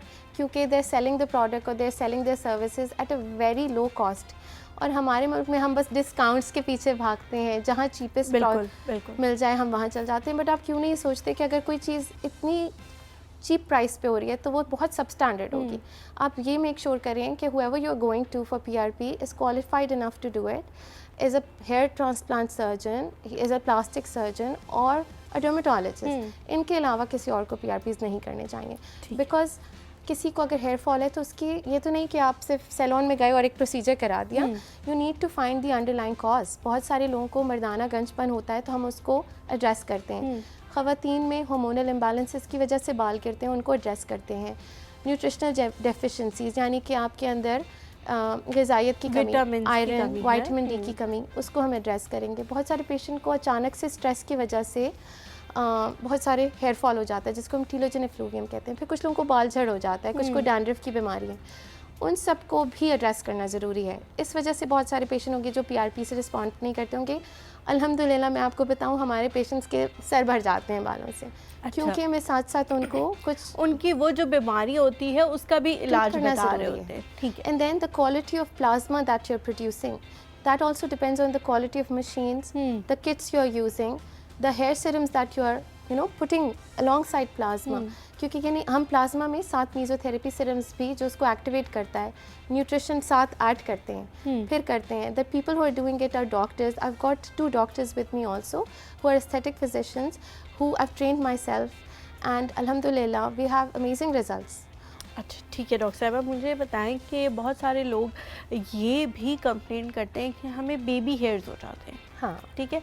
और वो जो बाल हैं वो ना पूरे बढ़ रहे होते हैं ना वो कम हो रहे होते हैं, वो बस वहीं पे मौजूद होते हैं। और बहुत छोटे छोटे लोगों को इतना होते हैं कि नेकेड आई से आपको नज़र भी आ रहे होते हैं, तो उनका क्या हाल है? उनका बिल्कुल बड़ा अच्छा, हलीमा यार माशाल्लाह से बड़ा अच्छे सवाल करता है। Thank you so much. और आपको इतना कुछ पता है इस हाँ। फील्ड के बारे में माशाल्लाह से। थैंक यू डॉक्टर अच्छा, साहब। मतलब मुझे बड़ा मज़ा आ रहा है because the conversation is just flowing. ये असल में पूरी एक टीम एफर्ट है। और हमारे जो कोऑर्डिनेटर हैं और जो मेरी स्क्रिप्ट राइटर हैं वो भी बहुत ज़्यादा रिसर्च करती हैं, और हमें होता है कि हम सारे वो सवाल पूछें जो लेमैन के सवाल हैं, क्योंकि हम जितने प्रोसीजर्स के बारे में पूछेंगे वो सिर्फ मेरे ख्याल से 5% आबादी ही है जो करा सकती है, और बाकी सारे जो है वो नहीं करा सकते। तो उनके यही सवाल हैं कि कोई हर्बल टोटका बता दें या इस मसले का हल बता दें, तो चले हम स्पेसिफिकली वो हल कर लें। ठीक है, तो बेबी हेयर्स का बताएं। हेयर के ऊपर आती हूँ, हेयर फॉल के टॉपिक को इसमें कवर कर देती हूँ। ठीक है। बेबी हेयर बेसिकली क्या है, लोगों को लगता है भाई हमारे बेबी हेयर बन रहे तो हमारी नई बाल आना शुरू हो गए। ऐसा नहीं होता। अक्सर क्या होता है, ख़वातीन, मर्दों में तो है ही मर्दाना गंजपन, every man has to get bald eventually. आजकल अर्ली टीन्स में 20s में आप देख रहे होंगे लड़कों के बाल यहाँ पहुँचना शुरू हो गए। पीछे चले जाते हैं, हेयर लाइन पीछे चल जाती है। ना सिर्फ मर्द, इनफैक्ट औरतें भी बड़ी आती हैं जिनका फीमेल पैटर्न हेयर लॉस क्या होता है, उसमें उनके यहाँ पे थिनिंग होना शुरू हो जाती है। क्राउन एरिया आपका थिन आउट करता है, पीछे बाल फिर भी हेल्दी हैं। ये अगेन हार्मोनल इम्बैलेंस भी होता है, कभी आपका जेनेटिक भी एक पैटर्न चल रहा होता है। ठीक है। You take it from your parents of course. तो यहाँ पे बेबी हेयर की वजूहात यही है कि आपका जो ओरिजिनल बाल है वो बजाय बालों की एक डिफरेंट साइकिल है, एनाजन कैटेजन, बट वो क्या होता है कि लंबा होने के बजाय एक टर्मिनल फेज में ही जाके गिर जाता है, नया उगता है, फिर उतना होता है और गिर जाता है। ठीक है। आपके थिन फ्रैजाइल कुछ लोग समझते हैं कि ये नए बाल हैं, एक्चुअली वो आपके वीक ब्रिटल हेयर बनते हैं जो कि ग्रो नहीं हो रहे। ठीक है। उसको हम PRP से हेल्प कर सकते हैं और विटामिन देके, और एक दवाई है जो कि सब कुछ तो हम विटामिन देते हैं जनरली, बट जो कि हम टॉपिकल फॉर्म और खाने के लिए भी देते हैं। अच्छा। टॉपिकल से मुराद है हम कुछ आपको हेयर सीरम्स देंगे जो आप लगाएं, यानी कि फोकस ट्रीटमेंट आपकी न्यूट्रिशनल डेफिशिएंसीज जिसमें जिंक, बायोटिन, सेलेनियम, ये चीज़ें ज़रूरी हैं, आयरन, ये चीज़ें सर पे लगें, प्रोकैपल, बायोकैपल, ये आप देखा करें कि सीरम्स में ये होनी चाहिए। सेकेंडली हम तो कुछ भी नहीं देखते, जो कोई रिकमेंड करता है वो लगा लेते हैं। तो बस आसान सोल्यूशन है कि आपके अपने करीबी जो डर्मेटोलॉजिस्ट आप मुल्क के जिस हिस्से में, ठीक है, आप ज़रूर देखें डॉक्टर्स के रिव्यूज़ कैसे हैं, वर्ड ऑफ माउथ से जाएं, रेफरेंस से जाएं, ऐसे बस ना चले हाँ, कि अच्छा, सिरम्स लगाएं, सिरम्स लगाएं, विटामिन्स खाएं। और एक चीज़ है जिसको हम मिनॉक्सिडिल कहते हैं। मेरे पास पेशेंट्स आते हैं अल्हम्दुलिल्लाह एजुकेटेड भी होते हैं, they know what they are using. Minoxidil एक वो दवाई है जो कि आपके हेयर साइकिल को प्रोलॉन्ग कर देती है, यानी बाल बजाय टर्मिनल फेज में जाके गिर जाए वो लंबा होता रहता है। सिर्फ सर के बालों के लिए ही है? सर के लिए ही है लगाना भी सर में ही है। आपने मैंने कहा ऐसा ना हो ना हम लोगों को कह दे, वो कहेंगे जी हम तो महीने में एक दफ़ा वैक्स कराया करते थे, अब जो है वो मसला हो गया। आपने करना ये है कि आप किसी भी ब्रांड का मिनॉक्सिडिल ले सकते हैं। ठीक है। Of course breastfeeding and pregnant women cannot use it। ठीक है, उनके लिए रिकमेंडेड नहीं है। उससे बिल्कुल ये सही तरह से सुन ले सारे। बिल्कुल। ख़वातीन हैं तो 2% मिनॉक्सिडिल आपने 6 स्प्रे सुबह करने हैं, 1 2 3 4 5 6 सुबह में एक दफ़ा कर दिया, और क्राउन एरिया पे, क्राउन एरिया में जहाँ आपको लगे थिनिंग है, किसी को बाल झड़ हो गया है, एलोपेशिया एरियाटा जिसको कहते हैं, उस पर भी आप लगा सकते हैं। Men come with alopecia areata where they have patches of beard में हेयर लॉस, हाँ, उस पर भी वो लगा सकते हैं। बट वुमेन में 2% और मर्दों में 5%। अगेन 6 स्प्रे से ज़्यादा नहीं करेंगे आप सुबह और रात। ठीक है। और एक तो ये हो गया, बाकी यही है कि आपको जो सिरम्स और डॉक्टर प्रिस्क्राइब करता है आप अपना आयरन करेक्ट करें, specially in women they have most of them have anaemia, iron deficiency. आप ज़रूर अपना आयरन लें, विटामिन डी करेक्ट करें। हमारी पूरी पॉपुलेशन विटामिन डी डेफिशिएंट है। हाँ बिल्कुल। उसकी क्या वजह है? खुराक एक तो जाहिर बात है प्योर नहीं है। अच्छा डॉक्टर साहब, जहाँ तक हम बालों की बात कर रहे हैं, कुछ लोगों को जेनेटिकली भी मसला होता है। एक तो ये कि बाल वक्त से पहले वाइट हो जाते हैं, दूसरा ये कि कम होते हैं, उनके होते ही कम है। पेरेंट्स के भी थिन बाल थे, उनके भी थिन बाल हैं।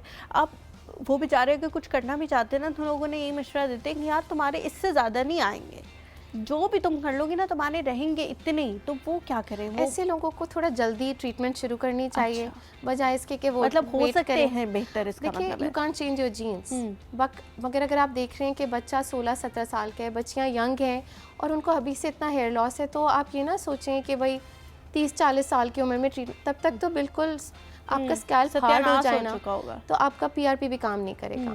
लड़कों को अगर आप यहाँ तक उनका हेयर फॉल चला गया है, completely bald scalp है, PRP is not going to work for them. They are hair transplant candidates.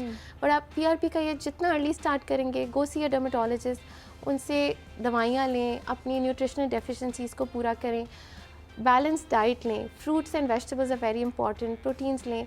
अगर आपकी डाइट बैलेंस्ड है तो आपका ज़रूर हेयर नेल स्किन सब अच्छा रहेगा इंशाल्लाह इंशाल्लाह। मैं तो Halima sorry I am ji, just ji. मैं जब भी मेरे पास पेशेंट आता है, मैं ये नहीं कि बस ये प्रोसीजर कराओ जाओ, I connect with the patient. I would spend at least 30 minutes with them every time they would come, चाहे जितना रश लगाओ। हाँ। मैं I would take a complete detailed history जिसमें उनकी सब पुरानी medical surgical history, ठीक है। उनकी psychiatric history. Why? Because mental health issues are so common in our country. हमारे मुल्क में बिल्कुल बहुत stress बिल्कुल, है। और वो सारा स्ट्रेस जो है ना वो इन्हीं चीज़ों पे इसी आके रुकता निकलता है। हाँ बिल्कुल। ठीक है जी, हम लोग लेते हैं एक छोटा सा ब्रेक के बाद वापस आएंगे तो टॉपिक पे मज़ीद बात करने की कोशिश करेंगे और आप लोगों के सवालों को एड्रेस करेंगे। कहीं मत जाइएगा, हमारे साथ रहे।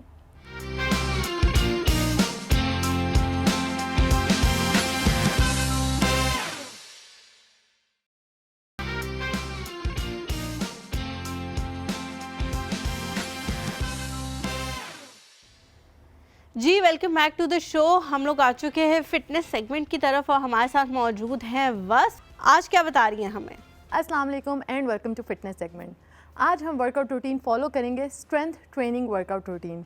और इसकी सबसे मज़े की बात है कि आपको ये वर्कआउट रूटीन फॉलो करते हुए किसी भी इक्विपमेंट की ज़रूरत नहीं है, ना डंबल्स की, ना रेजिस्टेंस बैंड की, ना वाटर बॉटल्स की, ना मैट की, किसी भी चीज़ की ज़रूरत नहीं है। You all need your own body, और आप अपनी बॉडी से ही इतना रेजिस्टेंस क्रिएट करेंगे कि आपको जिम जैसा, वो जिम में जाकर जैसे पंप मिलता है ना डंबल्स उठा के, वैसे ही पंप मिलेगा।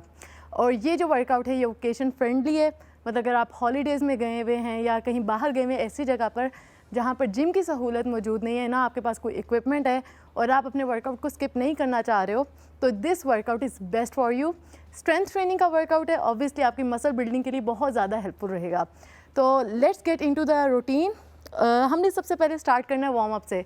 तो वार्म अप तो हमेशा मैंने बताया है कि आपने 5 से 6 मिनट का आपने वार्म अप करना है, हार्ट रेट इंक्रीज़ करना है। You can do jog at a place, then high knees, फिर कुछ जंपिंग जैक्स आप कर सकते हैं।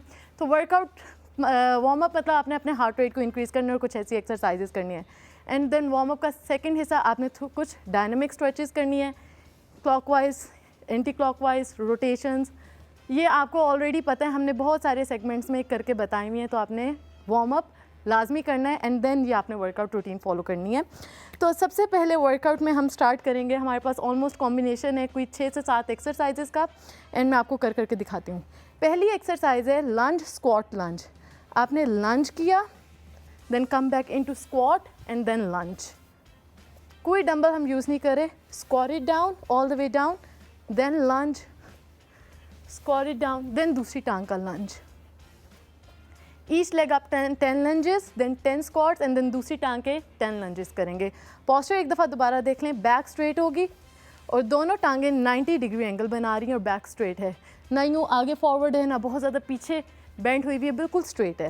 एंड देन स्क्वाट में भी आप देख लें, ना आपकी इंटरनल रोटेशन है ना आपकी एक्सटर्नल रोटेशन है। शोल्डर विड्थ अपार्ट पैरों के साथ all the way down, back straight रहेगी। तो पहली एक्सरसाइज होगी लंज स्क्वाट लंज। नाउ सेकंड एक्सरसाइज, लंज पल्सेस करने हैं हमने। लंज पोजीशन में आके all the way down and up, सिर्फ ऊपर नीचे होना है और फोकस करना है कि आप अपने क्वाड्स के मसल्स को इंगेज करें। When you going down inhale, when you coming up exhale. 15 pulses आपने एक टांग पे देने हैं, देन 15 पल्सेस आप दूसरी टांग पर देंगे। Back straight and all the way down. इसमें लोग गलती क्या करते हैं, वो यूं यूं आगे की तरफ आते हैं, ऐसे ऐसे आगे नहीं आना, बिल्कुल सीधा डाउन। एंड देन 15 पल्सेस आप दूसरी टांग पर देंगे। नाउ थर्ड एक्सरसाइज आपकी होंगी squat pulses with in out squats. किस तरह से? In out, close and then out. Again इसमें कोशिश करनी है कि आपकी टांगों की इंटरनल या एक्सटर्नल रोटेशन ना हो, और ना ही आपकी, मैं साइड से भी करके दिखा देती हूँ, ना ही आपकी बैक स्लाउट करे। This is in and then out, in and out.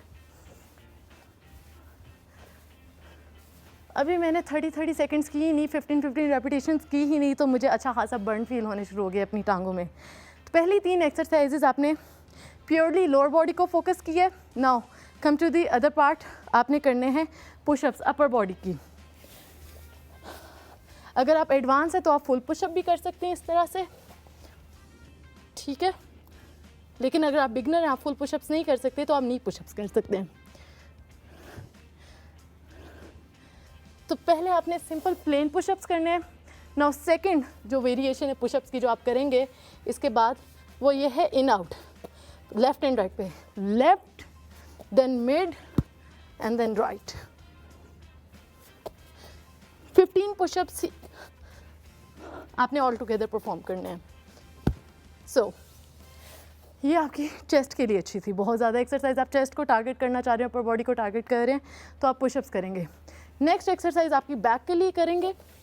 आपने इस तरह से लेट जाना है और टांगे अपनी उठा लेनी है, हाथ सीधे, और जिस तरह से हम बैठ के लैट पुल डाउन करते हैं उसी तरह से आप इस पोजीशन में लैंग पुल डाउन करेंगे। स्ट्रेट अप, जब यहाँ पर आएंगे तो स्क्वीज देंगे शोल्डर ब्लेड को, then up and down. Very nice. ये आप रिपीट करेंगे फॉर 15 रेपिटेशंस, या आप 30 सेकंड का इंटरवल भी रख सकते हैं। 30 सेकंड आप वर्कआउट इंटरवल रखेंगे और 15 सेकंड आप रेस्ट का इंटरवल रखेंगे। नेक्स्ट एक्सरसाइज आपके शोल्डर्स, आपके ट्राइसेप्स के लिए बहुत अच्छी है। कमांडोज एंड शोल्डर टैप्स का कॉम्बिनेशन बनाएंगे। बिल्कुल प्लैंक पोजीशन में आ जाएंगे आप। 1 2 shoulder taps and then 1 and 2 commandos, then 1 2 1 2 1 2 1 2। तो ये आपने अपनी अपर बॉडी को टारगेट कर लिया। देन अगर आप काफ्स को भी टारगेट करना चाह रहे हैं तो कोई भी दीवार अगर आपके पास है, कोई भी सपोर्ट, आपने उसको सपोर्ट लेना है and you are going to raise your heels up, then come down slowly, हल्का सा टच करके वापस ऊपर। और जब आप ऊपर करें तो स्क्वीज योर काफ मसल्स।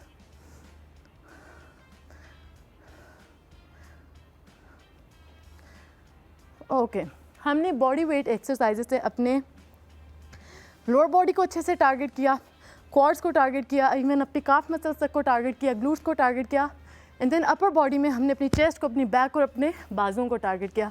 और किसी भी इक्विपमेंट का हमने इस्तेमाल नहीं किया। और अभी आप मेरा हार्ट रेट देख रहे हैं कि मैंने सिर्फ अभी आपको एग्जांपल्स करके दिखाई हैं और मेरा हार्ट रेट इतना इंक्रीज़ हो गया हुआ है, मुझे सांस चढ़ गए। तो इट्स एक्सट्रीमली बेनिफिशियल। अगर आप जिम नहीं जा सकते, किसी भी रीज़न की वजह से घर में डंबल्स मौजूद नहीं है, तो ये एक्सरसाइजेस, बॉडी वेट एक्सरसाइजेस आप बिल्कुल कर सकते हैं और ये आपके लिए एक्सट्रीमली बेनिफिशियल है, इफेक्टिव है और एफिशिएंट है। तो do follow this workout routine. ठीक है जी, थैंक यू सो मच। बस बहुत शुक्रिया। आप लोग भी अगर कुछ पूछना चाहते हैं तो या तो कॉल करके पूछ सकते हैं या फिर हमारे सोशल मीडिया हैंडल पे भी पूछ सकते हैं। हम वो चीज़ें जो है बस से पूछ लेंगे। टॉपिक की तरफ हम लोग वापस आते हैं। हमारे साथ मौजूद हैं डॉक्टर अस्मा। डॉक्टर साहबा, लास्ट कुछ 7-8 मिनट्स हैं हमारे पास। आपने जल्दी से बताना है, एक तो हाइड्रोफेशियल का अगर कोई कराना चाहे तो कहाँ से कराए और ये कराए क्यों, मतलब इसका फ़ायदा क्या है जो लोग अब इतने ज़्यादा तादाद में करा रहे हैं। हाइड्रोफेशियल एक मेडिकल फेशियल है, यानी कि पहले जैसे आपकी क्रीम्स और वो मसाज हाथ से किए जाते, तो दे आर मशीन्स नाउ जिनके थ्रू आपकी ये पेटेंट टेक्नोलॉजी है जो कि जिसके अंदर एक पहला स्टेप होता है जिसको माइक्रोडर्म कहते हैं, जिससे आपकी सारी स्किन क्लेंस हो जाती है। ठीक है। वैक्यूम आता है, एक water, why is it called hydrofacial, because पानी आ रहा है एक तरफ से दूसरी तरफ पानी से से स्किन को साफ कर रहा है, but that water also has some agents which would remove the dead skin. ठीक है। आपके ब्लैक हेड, वाइट हेड सारी मशीन सक आउट कर लेगी, डेड फ्लेकी स्किन एक्सफोलिएट हो जाएगी। उसके बाद मेडिकल ग्रेड के सिरम्स एंड मास्क लगते हैं, that's also according to your skin type. और फिर एंड पे मास्क, शीट मास्क भी यूज़ होते हैं, क्रीमी मास्क भी यूज़ होते हैं, और आपकी स्किन हाइड्रेटेड, प्लम्प हो जाती है, लिफ्टेड हो जाती है। बिकॉज जो बाकी स्टेप्स हैं जिसमें सिरम्स लग रहे हैं वो भी मशीन से लगते हैं, जिसमें एक अल्ट्रासोनिक प्रोब होता है, रेडियो फ्रीक्वेंसी प्रोब होता है, जिससे आपकी लिफ्टिंग भी होती है, टाइटनिंग होती है। ये रिकमेंडेड है, anybody can get it done. So Okay. if you just want कि आपकी एक हर महीने टॉपअप सा होता रहे, आपकी स्किन साफ रहे, टाइट रहे, हाइड्रेटेड रहे, प्लम्प रहे, तो आप हाइड्रा करा सकते हैं। ठीक है। अगर किसी को साथ पिगमेंटेशन इश्यूज़ हैं, अनइवन स्किन टोन है, डार्क सर्कल है, तो हम साथ में Q switch brightening laser add कर देते हैं, जिससे आपके एज स्पॉट्स नहीं होते और आपका एक ग्लोइंग कॉम्प्लेक्शन रहता है। ठीक हो गया। अच्छा, दूसरी चीज़ पे आ जाते हैं। आजकल जो सबसे बड़ा मसला है लड़कियों को वो ये है कि फेशियल हेयर निकलना शुरू हो जाते हैं। बिल्कुल। और ये ज़रूरी भी नहीं है कि हमेशा से आपके हो सकता है ना हो, लेकिन एक सर्टेन टाइम पे आके आपके निकलना शुरू हो जाते हैं। इसकी क्या रीज़न है और ये ठीक कैसे हो सकता बड़ा है? कॉमन है, 90% जो हम लोग देखते हैं अपनी ओपीडीज़ में, इनको फेशियल हेयर है। ठीक है। बहुत कॉमन हो गया है आजकल यंग बच्चियों में, और दूसरा बहुत सारी खवातीन में अराउंड मेनोपॉज भी। जब भी आपके अंदर हार्मोनल चेंजेस आती हैं, आपका फेशियल हेयर ग्रो करना शुरू हो जाता है। ठीक हो गया। तो मेरे पास बहुत पेशेंट आते हैं, कहते हैं हमने 10 सेशन करा लिए, 12 करा लिए, यहाँ से करा लिए, बाल कम नहीं हुआ, ज़्यादा हो गया। उसकी वजह ये है कि ये एक बीमारी है जिसको अपने साथ ट्रीट करना है।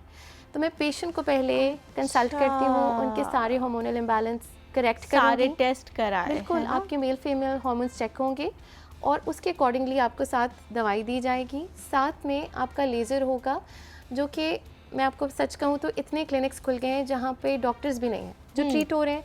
बट क्या है, पुअर क्वालिटी मशीन से पावर कम है, उससे क्या होता है कि उल्टा आपका हेयर ग्रोथ स्टिमुलेट हो जाता है। तो आप ज़रूर वहाँ जाएं जहाँ पे अच्छी क्वालिटी का इक्विपमेंट इक्विपमेंट है। हो, बिल्कुल।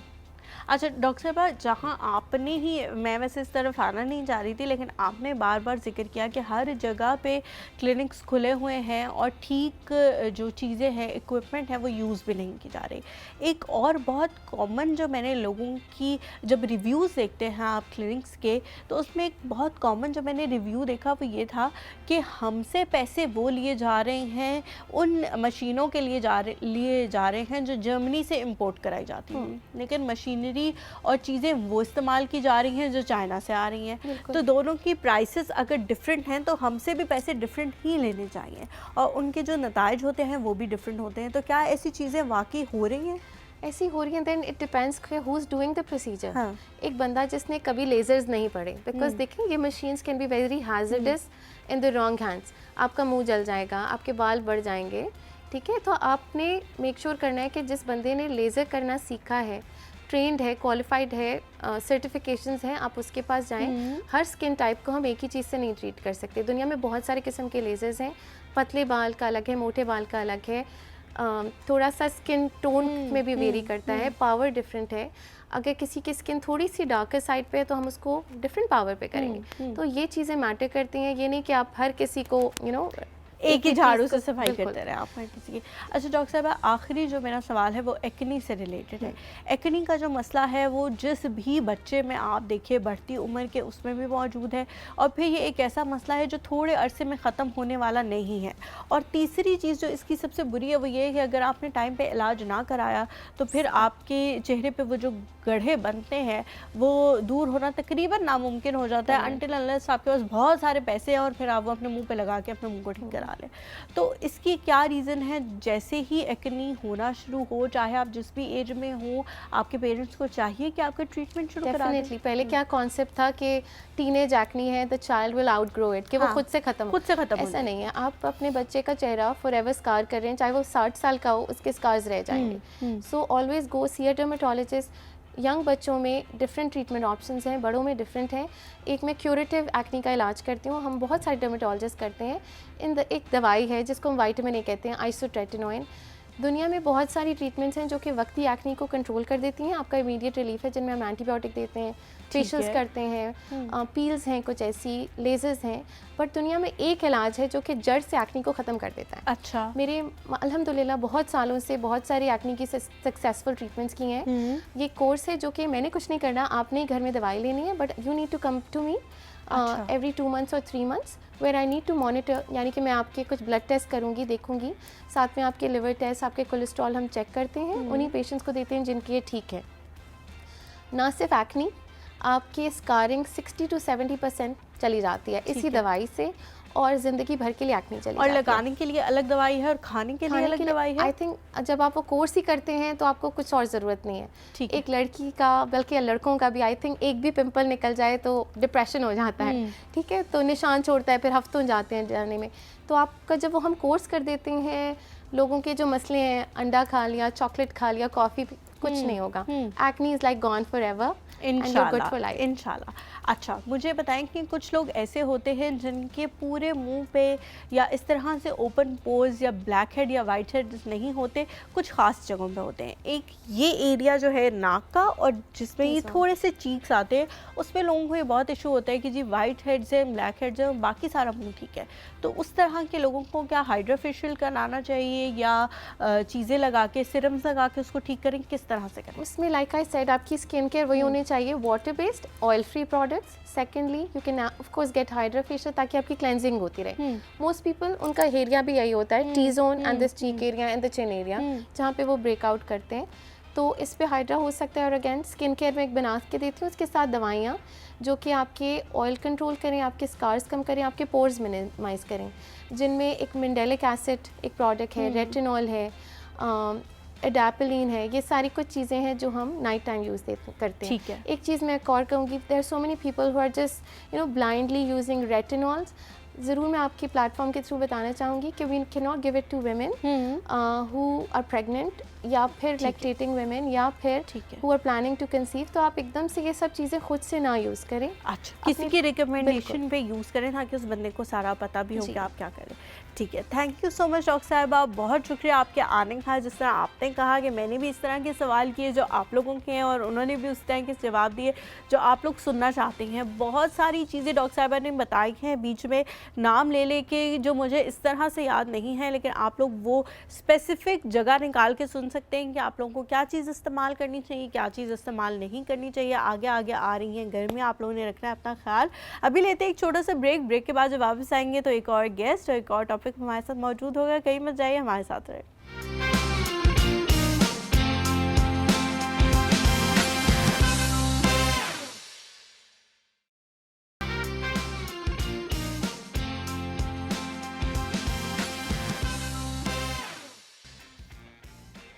जी welcome back to the show. आज का जो हमारा दूसरा टॉपिक है एजुकेशन से रिलेटेड है, लेकिन एजुकेशन के हवाले से जो हम बात करेंगे उसका डोमेन जो है हम थोड़ा बढ़ाने की कोशिश करेंगे। कैसा स्कूल होना चाहिए, कैसा इन्वायरमेंट होना चाहिए, फिर बच्चों का बिहेवियर कैसा होना चाहिए, उनके साथ टीचर्स का बिहेवियर कैसा होना चाहिए, क्योंकि सारा इन्वायरमेंट जो है ना वो तो चलता है, वो इम्पॉर्टेंट भी है, लेकिन वो चलता है कोई 7-8 घंटे तक। उसके बाद बच्चों ने चले जाना होता है घर, और घर पे अगर उन लोगों को ठीक तरह से नहीं रखा जा रहा, ट्रीट नहीं किया जा रहा, समझाया बुझाया, एथिक्स नहीं सिखाए जा रहे, तो फिर 7-8 घंटे में भी टीचर्स जिनका एक पीरियड 1 घंटे का होता है या 40 मिनट का होता है, वो उन पर जितनी भी मेहनत कर लें वो उनको ठीक तरह से नहीं सिखा पाएंगी। तो ये एक कलेक्टिव एफर्ट है बोथ साइड्स की, जिसको साइमल्टेनियसली लेके चलना पड़ता है। इस पर बात करने के लिए जो शख्सियत हमारे साथ मौजूद हैं वो इसमें वास्ट एक्सपीरियंस रखती हैं, इस हवाले से रखती हैं क्योंकि प्राइवेट स्कूल्स में बहुत जगह पे वो पढ़ा चुकी हैं। इस वक्त भी एक ब्रांच की, बॉयज़ ब्रांच की हेड है, और मुझे लगता है कि गर्ल्स के कंपैरेटिवली बॉयज़ ब्रांच को हैंडल करना और भी ज़्यादा मुश्किल है। हमारे साथ मौजूद हैं जी साइमा अयूब। अस्सलाम वालेकुम मैम, कैसी हैं आप? आई एम गुड, वालेकुम अस्सलाम, हाउ आर यू? अल्हम्दुलिल्लाह बिल्कुल ठीक। Good morning, thank you so much show में आने के लिए। Thank you so much for inviting me. अच्छा मैम, यहीं से बात शुरू करूँगी कि अगर घर का इन्वायरमेंट ठीक नहीं है, ठीक से मेरा मुराद ये है कि वहाँ पे तरबियत नहीं हो रही, वहाँ पे एथिक्स नहीं सिखाए जा रहे, वहाँ पे अच्छे बुरे की तमीज़ नहीं सिखाई जा रही, तो फिर आप स्कूल से कैसे एक्सपेक्ट करते हैं कि जो एक टीचर 40 मिनट का या 50 मिनट का पीरियड लेती है वो आपके बच्चे को सब कुछ सिखा के भेज देगी घर पे? आपने इतना स्टार्ट ही अच्छे इशू से कर लिया, बिकॉज दैट्स दी सबसे आजकल जो बहुत इम्पॉर्टेंट इशू है, because we need support from the parents. जब तक हमारे पास पेरेंटल इन्वॉल्वमेंट नहीं होगा, पेरेंट्स जो हैं वो हमारे साथ कोऑपरेट नहीं करेंगे, तो हमारे लिए कोशिश हमारी होगी, we will not give up on a child's behaviour, उसके एकेडमिक्स के, उसकी ग्रूमिंग के ऊपर हम कभी भी गिव अप नहीं करेंगे। लेकिन इट्स अ ट्रायंगल, ये ट्रायंगल में इट्स द टीचर, बच्चा और उनके वालिदैन। सो अगर हमें वहाँ से सपोर्ट मिल जाए ना, बिलीव मी, देन हमारा आधा काम आसान हो जाएगा। बिल्कुल। सो उसमें हर स्कूल कोशिश करता है कि हमारे जैसे सेशन स्टार्ट होता है, सो हम बच्चों के ऑब्ज़र्व करते हैं ऑफ कोर्स उनके एकेडमिक्स को भी, उनके बिहेवियर को भी, और साथ ही साथ हम पेरेंट्स के साथ रिपोर्ट शेयर करते हैं। Academics I think her school के अंदर महीने की रिपोर्ट बिल्कुल, शेयर हो बिल्कुल। जाती है। जहाँ जहाँ हमें लगता है कि बिहेवियरल इशू आ रहा है और हमें लगता है कि ये इस स्टेज के ऊपर पेरेंट को इन्वॉल्व करना बहुत अर्ली ज़रूरी, होगा, नहीं अच्छा, अर्ली early होगा, होगा, सो ठीक हम नहीं करते। हमें लगता है कि you know we should talk to the child, और उसमें भी हमने यू नो स्टेजेस रखे होते हैं कि उसको कभी भी डायरेक्टली हेड के पास नहीं लाया जाता। The teacher will speak to the child, उसको गाइड करती हैं, उसके प्रॉब्लम को समझने की कोशिश करती हैं। फिर एक ऐसा स्टेज आता है जहां हमें लगता है now is the time that we need to involve the parent, फिर हम पेरेंट को इन्वॉल्व करते हैं। अब मेजॉरिटी बहुत कोऑपरेट करती है, जहाँ जहाँ पर पेरेंट हमारा साथ ना दें वहाँ पे फिर इशू आ जाता है। लेकिन ऑफ कोर्स हम अपनी निहत कोशिश कर रहे होते हैं कि हम उस बच्चे की का जितना उसको Well-being support में part play और करें। वेलबींग में हम उसका रोल इफ़ेक्टिव रोल प्ले कर सके। बहुत दफ़ा ऐसा भी हुआ कि हमें बहुत अच्छा सपोर्ट मिल जाता है, लेकिन अगर नहीं मिलेगा सो हमने फिर अपने you know with in the system ऐसे स्ट्रैटेजीज डिवाइस किए होते हैं जो हमें बहुत ज़्यादा हेल्प करते हैं। ठीक है। लेकिन आई थिंक पेरेंटल मैं इन्वॉल्वमेंट आपसे थोड़ी सी टेक्निक्स के बारे में पूछूंगी कि प्राइवेट स्कूल सिस्टम्स जो हैं वो क्या टेक्निक्स जो हैं बच्चों पे अप्लाई करते हैं। मैंने कुछ ऐसे में ये देखा है कि प्राइवेट स्कूल्स वाले जो टीचर्स हैं वो डर रहे होते हैं बच्चों से, कोई हमारी कंप्लेंट ना कर दे, या हमने इनके साथ सख्ती से बात नहीं करनी, या हम इनको अगर समझाएंगे तो ये अपने घर जाके उसको आगे इंटरप्रेट करके कैसे बता दें, और फिर पेरेंट्स आके हमसे ही सवाल करने लग जाएंगे जी आपने हमारे बच्चे के साथ ऐसे क्यों किया है। तो इस हवाले से क्या टेक्निक्स हैं जो आप लोग उस्ताद होते हैं। हाँ। उस्ताद डरता नहीं है। हाँ। वाई? बिकॉज देखो हमारा मेरा as the head of a school and as a teacher मुझे ये नहीं देखना कि ये बच्चा घर जाके मेरे लिए टू एन एक्सटेंट अभी कुछ हमें ऐसे प्रॉब्लम्स फेस होना शुरू हुए हैं और जिसमें भी शायद मुझे लगता है कि मैं पेरेंट को नहीं गुनहगार कंसिडर करती। I think it's the economic crunch, it's the financial stress जो पेरेंट्स के ऊपर है। तो मैं हमेशा अपने टीचर्स को कहती हूँ कि शायद फिर उस्ताद पंचिंग बैग बन जाता है। सो जो उनका एंड प्लस कहीं कहीं पर वो जो हमने शुरू में बात किया बच्चों की ग्रूमिंग के हवाले से, वहाँ पर भी इश्यूज़ हैं जहाँ पर भी हमें support from the parent side बहुत ज़्यादा ज़रूरत है। तो उस वजह से, लेकिन ये कह देना कि हम डर जाते हैं, नहीं, हम पेरेंट्स को हाँ देखो तरीका जो है आई थिंक वो बहुत मैटर करता है। यू आर अ पेरेंट और मैं आपको बुलाती हूँ और आप आए मेरे दफ्तर बिकॉज आपका बच्चा आपकी प्राइड है। सो आपने अपना प्राइड मेरे पास छोड़ा एंड मेरे लिए as the head of a school और as a teacher it is very easy pick up the phone and call, आपका बच्चा बदतमीज़ है। आई थिंक अगर वो कॉल मुझे भी कोई करेगा तो I will be upset. So I think अगर हम पेरेंट को इन अ पॉजिटिव वे, क्योंकि उस बच्चे में कुछ अच्छाई भी तो होगी ना, सो वी स्टार्ट। वो यूजुअली कहते हैं कि जी शुगर कोटेड नहीं, लेकिन बच्चे की स्ट्रेंथ्स भी तो है ना।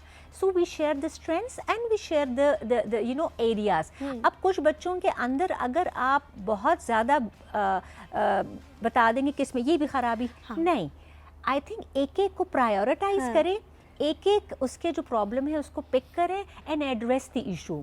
और उसको एड्रेस कैसे करें? Through this triangle. So I think अगर एक एक करके हम एड्रेस करेंगे ना तो टीचर से ज़्यादा इफेक्टिव रोल और कोई नहीं प्ले कर सकता। So वो हम चाहे वो प्राइवेट स्कूल्स के हैं चाहे वो गवर्नमेंट स्कूल के हैं, उस्ताद है, so they play their positive role.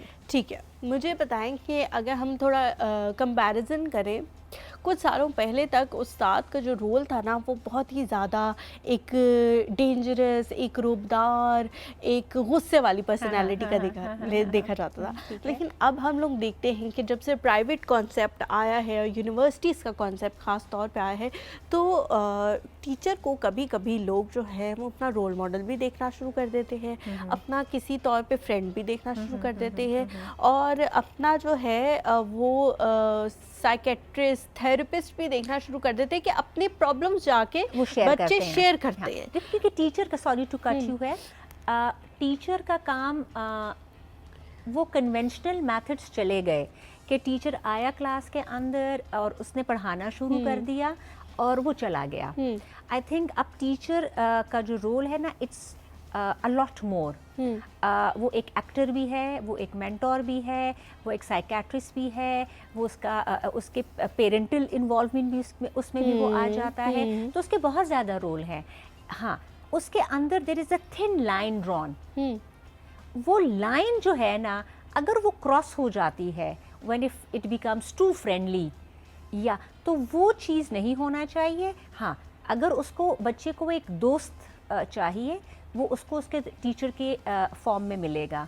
अगर उसको एक साइकेट्रिस्ट काउंसलिंग के लिए चाहिए, तो उसका वो इतना एक्सेसिबल हो कि वो जाके अपना प्रॉब्लम शेयर कर सके। और अगर हमें उनके प्रॉब्लम्स जब हमें पता होते हैं, it becomes very easy for us to handle them. So वो हमारा आधा काम फिर, सो इसलिए टीचर का role yes has changed a lot, और वो बहुत ज़्यादा रोल प्ले कर रहा होता है। और बहुत कोशिश, rest assure, through your channel I would please want to tell everyone that हर उस्ताद बहुत कोशिश के साथ, बहुत मेहनत करके क्लासरूम के अंदर जाता है। And because I am myself a teacher, so to every teacher his students are very dear and near. वो उनसे बहुत प्यार करते हैं। वो उनको दुख में, उनको तकलीफ में, यकीन करो अगर कोई बच्चा एकेडमिकली अच्छा नहीं परफॉर्म करता, तो हम हर तरह से चाहते हैं to help that child. Yes, जब आपने शुरू में मेंशन किया, we need support from the parents, so that's very important. अच्छा, support from the parents, support मिलती है पेरेंट्स के थ्रू? क्योंकि पहले ज़माने में हम लोग ये देखते थे कि जब टीचर अपनी कोई चीज़ पेरेंट्स के साथ शेयर करता था, तो पेरेंट्स भी उस चीज़ को आगे से समझते थे और वो ये कहते थे कि ठीक है जी, हम आपके साथ हैं, आप इसको बेहतर बनाने के लिए जो भी करेंगे, हम आपके बैक में मौजूद हैं। अभी भी आपको लगता है कि पेरेंट्स का यही बिहेवियर है? There's a slight change in the behavior, and I think I mentioned majority का ऐसा ही है, but a small portion जो है उनको वो थोड़ा सा कभी कोई ब्लेम गेम में चला जाते हैं। लेकिन आई थिंक हम उस डरावे में नहीं रहते। हमने जो करना होता है, हम उनको भी क्लियर पिक्चर देते हैं और हम जहाँ तक हो सके उस बच्चे की हेल्प करते हैं। बट आई थिंक कहीं कहीं पर पेरेंट्स को थोड़ा सा बिकॉज जब आपने कहा ना अगेन इन द बिगिनिंग कि वो 6 घंटे के लिए हमारे पास होते हैं, कभी कभार हमें पेरेंट्स कह भी देते हैं कि जी वो सुबह से शाम तक तो आपके पास होता है। हम उसमें, जैसे आपने कहा, हम डिफरेंट सब्जेक्ट्स पढ़ा सकते हैं, हमने अपना करिकुलम भी ख़त्म करना है। So there is a lot which we have to see to. So उसमें उनका साथ बहुत ज़्यादा रिक्वायर्ड है।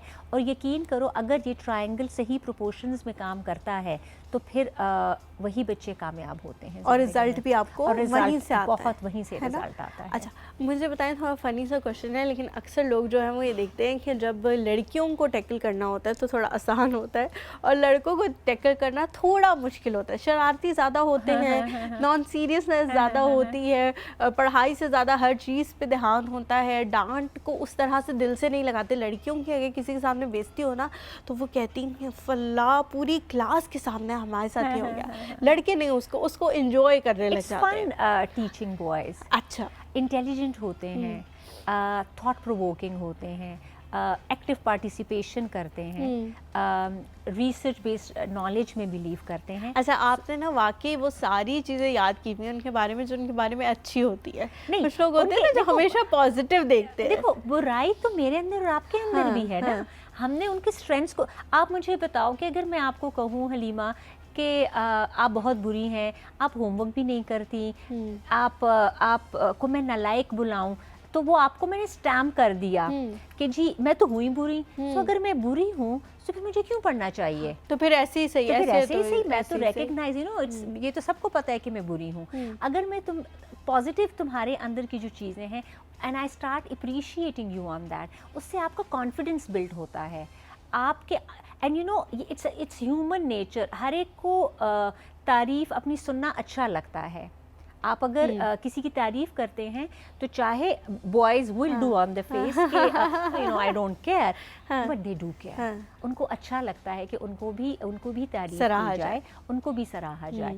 सो अगर आप उनको उनके पॉजिटिव के ऊपर सराहेंगे, आप उनके कॉन्फिडेंस को बिल्ड करेंगे, एरियाज होंगे, और मैंने आपसे कहा है कि उनमें से एक एक करके, एकदम से आप पूरी चीज़ को ठीक नहीं कर सकते, एक एक करके इश्यूज उठाएं और उसके ऊपर बात करें। कुछ का बिहेवियरल इशू होगा बट उसका एकेडमिक्स अच्छा होगा, कुछ का एकेडमिक्स अच्छा होगा, एवरेज होगा, बिहेवियरल इश्यूज होंगे। सो जो चीज़ अच्छी है उसको लेकर चलो। अच्छा, आपने कहा कि मैंने बहुत साल टीचिंग भी की है, अब तो आप हेड कर रही हैं, तो दोनों चीज़ों में से अगर देखें तो क्या मुश्किल था? वो चीज़ मुश्किल थी या ऑफिस में लोग कहते तो है ना, ये तो इनको क्या पता है, तो आती हैं सुबह ऑफिस में बैठ जाती है हैं ना, yes. और पूरा दिन ऑफिस दैट यू नो कि हम कुछ काम करते हैं। तो उस चीज़ को, सारी चीज़ को हैंडल करना, हर मसले को हैंडल करना, उसका बेहतर से बेहतरीन सॉल्यूशन निकालना, क्या चीज़ ज़्यादा मुश्किल है? देखो, मैंने teaching, to be honest, I have taught for a short while.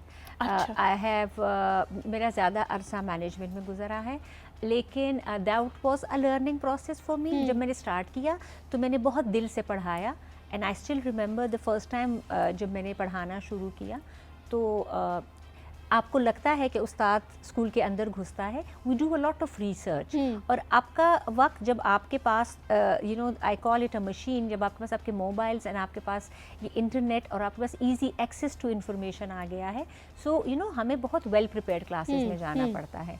So I enjoyed that part. अच्छा, हम इसी बात को कंटिन्यू करते हैं यहीं से, क्योंकि अभी आपने दूसरे पार्ट पे भी जाना है ना, कि वो वाला पार्ट आपका कैसा है। तो हम जी लेते हैं एक छोटा सा ब्रेक, कहीं में जाएगा, हमारे साथ रहे।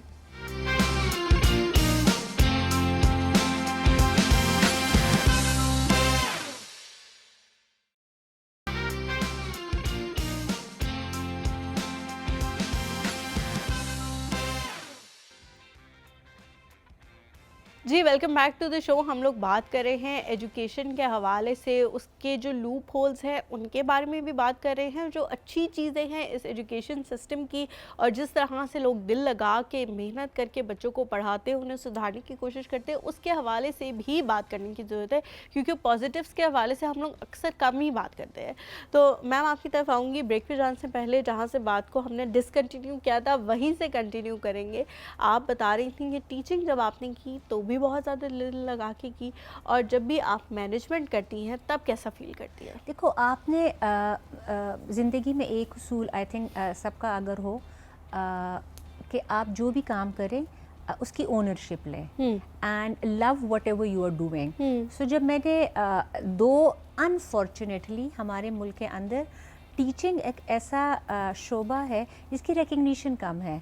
I think everybody would ask you like क्यों आप टीचर क्यों बन गई, लेकिन मैं टीचर इसलिए बन गई कि जहाँ आप हैं मैंने आपको बनाया। So I think we need to recognise the efforts of teachers and we need to give them respect है, बहुत ज़्यादा है, बट रिकग्निशन जो है ना, appreciation, recognition of their hard work and of their efforts, वो बहुत ज़्यादा ज़रूरी है। सो मैंने उसको भी दिल लगा कर किया, और फिर जब मैंने मैनेजमेंट में आई, again for me my school, I own it. तो मेरे लिए वो जो स्कूल है, वो जो बच्चे हैं, वो मैं उनको ओन करती हूँ। सो जो भी चीज़ फिर मैं करती हूँ, मैं ये नहीं करके करती कि you know just to pass the time, मैं पूरा दिल लगा के करती हूँ। और फिर जब आप अपने काम को एंजॉय करते हैं तो उसमें आप कोशिश भी पूरी करते हैं और आपको मज़ा भी आता है। So I have enjoyed both phases. ठीक है। अच्छा, मुझे बताएं कि कुछ ऐसा पहले ही एक इंसिडेंट हुआ था एक निजी स्कूल में, जिसकी वीडियोस और सारी चीज़ें जो हैं वो सोशल मीडिया पे बहुत ज़्यादा वायरल हुई थी बुली के हवाले से, और उसके बाद हम लोगों ने देखा कि सब लोगों ने अपने अपने एक्सपीरियंस शेयर करना शुरू कर दिए। उससे पहले कोई बात नहीं कर रहा था एजुकेशन सिस्टम के हवाले से, उसमें होने वाली चीज़ों के हवाले से, और सब ने कहना शुरू कर दिया जी हमारे बच्चे के साथ ये हुआ, हमारे बच्चे के साथ यूँ हुआ, उसको यूँ बुली किया गया। ये बुली कौन कर रहा है? अगर सबके बच्चे ही बुली हो रहे हैं तो बुली कौन कर रहा है? अगर आपको उस एजुकेशन सिस्टम से इतना एतराज़ है तो आपको नहीं चाहिए कि आप किसी ऑल्टरनेटिव की तरफ जाएं? तब आप क्यों नहीं जाते और पहले आवाज़ क्यों नहीं उठाते? जब सब भीड़ की सूरत इख्तियार करते हैं तभी आपको क्यों याद आता है कि मैंने भी इसमें अपना पार्ट प्ले करना है? आई थिंक वो हमारे यहाँ फिर एक टॉपिक मिल जाता है। आई थिंक बुलिंग सिर्फ एजुकेशनल इंस्टीट्यूशंस में नहीं हो रहा, जहाँ आप काम करती हैं आप भी बुली होती हैं, जहाँ मैं करती हूँ मैं भी होती हूँ, डॉक्टर्स भी होते हैं, हर कोई इन देयर हर एक का नेचर फ़र्क होता है। हाँ, लेकिन जिस एज ग्रुप को हम हैंडल कर रहे हैं वो बहुत सेंसिटिव है, और मैं बार बार कहती हूँ कि उस सेंसिटिविटी के साथ ही उसको हमने हैंडल भी करना है। तो उसको अगर कोई ऐसी चीज़ फेस करेगा वो बच्चा या बच्ची, सो आई थिंक सबसे पहला तो उसमें स्कूल इन्वॉल्वमेंट ऑफ कोर्स आ जाता है कि आपका ओपन डोर पॉलिसी हो कि अगर किसी को छोटे छोटे लेवल के ऊपर इनसाइड द क्लासरूम कोई छोटे से बच्चे को कुछ हुआ, सो ही शुड फील और शी शुड फील फ्री कि वो अपने टीचर के साथ शेयर कर सके। एंड आई थिंक हम लोगों ने अपने इंस्टीट्यूशंस के अंदर देखो कोशिश हर इंस्टीट्यूशन की होती है, हमने ऐसा ही कल्चर डेवलप किया होता है। जब हमने शुरू में बात की कि उनका पहला interaction is with the teacher, और वो इन टीचर के अंदर अपना मेंटोर, अपना दोस्त, अपना psychiatrist, so they feel free. और आज का बच्चा इतना कॉन्फिडेंट है, they will not hesitate, they won't keep it to themselves, तो वो जाके ज़रूर। So I think that's the first step जहाँ हम करते हैं। उसके बाद if it's again and again happening, so फिर उसके बाद में आपकी मैनेजमेंट की इन्वॉल्वमेंट आ जाती है, वेरी करता है। इफ़ इट्स उसको हम काउंसलिंग के थ्रू ख़त्म कर सकते हैं, हम अपनी असेंबलीज़ में बुलिंग के ऊपर बात करते हैं, हम रोल प्लेस करवाते हैं, हम उनमें अवेयरनेस के लिए हम उनके डिफरेंट सेशंस करवाते हैं। सो हर स्कूल अपनी निहत कोशिश कर रहा होता है, और गलत चीज़ एक दफ़ा अगर हो गई है, so instead of highlighting it, I think हमें रूट कॉज पता करके उसको उधर ही ख़त्म करना चाहिए। So and that brings a very bad image. मैं ये नहीं मना कर रही कि उसके ऊपर बात ना किया जाए, लेकिन आई थिंक सोशल मीडिया का यूज़ भी जो है ना, उसका भी इस्तेमाल, pros and cons, so we need to learn how to use it effectively. क्या इसका इम्पैक्ट, ये आवाज़ उठानी है, आप पहले स्कूल मैनेजमेंट से बात करें। एंड मुझे नहीं लगता कि अगर आपके पास स्कूल मैनेजमेंट के पास कोई पेरेंट कोई इशू लेकर आएगा and the school will close their eyes to it, they definitely, I am sure उनको पहले ही पता होगा, and they would have taken measures कि वो उस मसले का हल निकालें।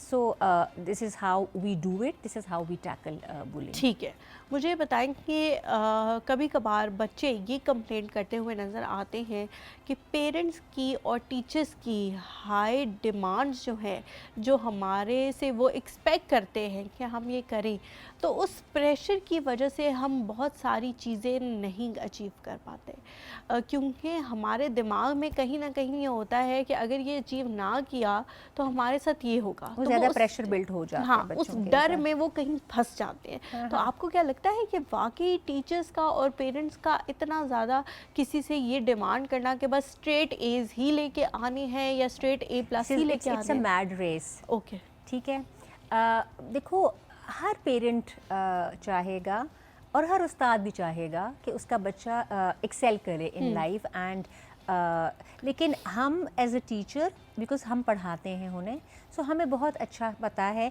कि X is an A*, Y is A's and B's, ये बॉर्डर। सो हमें अपने एक बच्चे का पता होता है और हम उतना ही प्रेशर उनके ऊपर डालते हैं। सो आई थिंक जब हम कहते हैं कि हम साइकियाट्रिस्ट जितना वो टॉलरेट कर सकते जितना वो, सो हम उतना ही, यस, हम स्लो एंड ग्रेजुअल वो उनका टारगेट आहिस्ता आहिस्ता उसको बढ़ाते जाते हैं कि जी अब ये किया।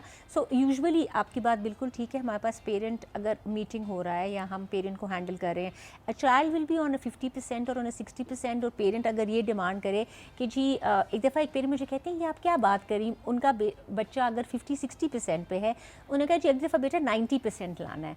और मैंने उनकी तरफ देखा, मैंने कहा देखिए अनरियलिस्टिक टारगेट्स अगर हम देंगे ना, तो वो 90 लेकर आप पर और ना ही आपको खुशी मिलेगी। सो मैंने कहा इट हैज़, देखो कल को पढ़ाई ख़त्म तो नहीं हो जानी ना, पूरी ज़िंदगी है। Give them smaller targets.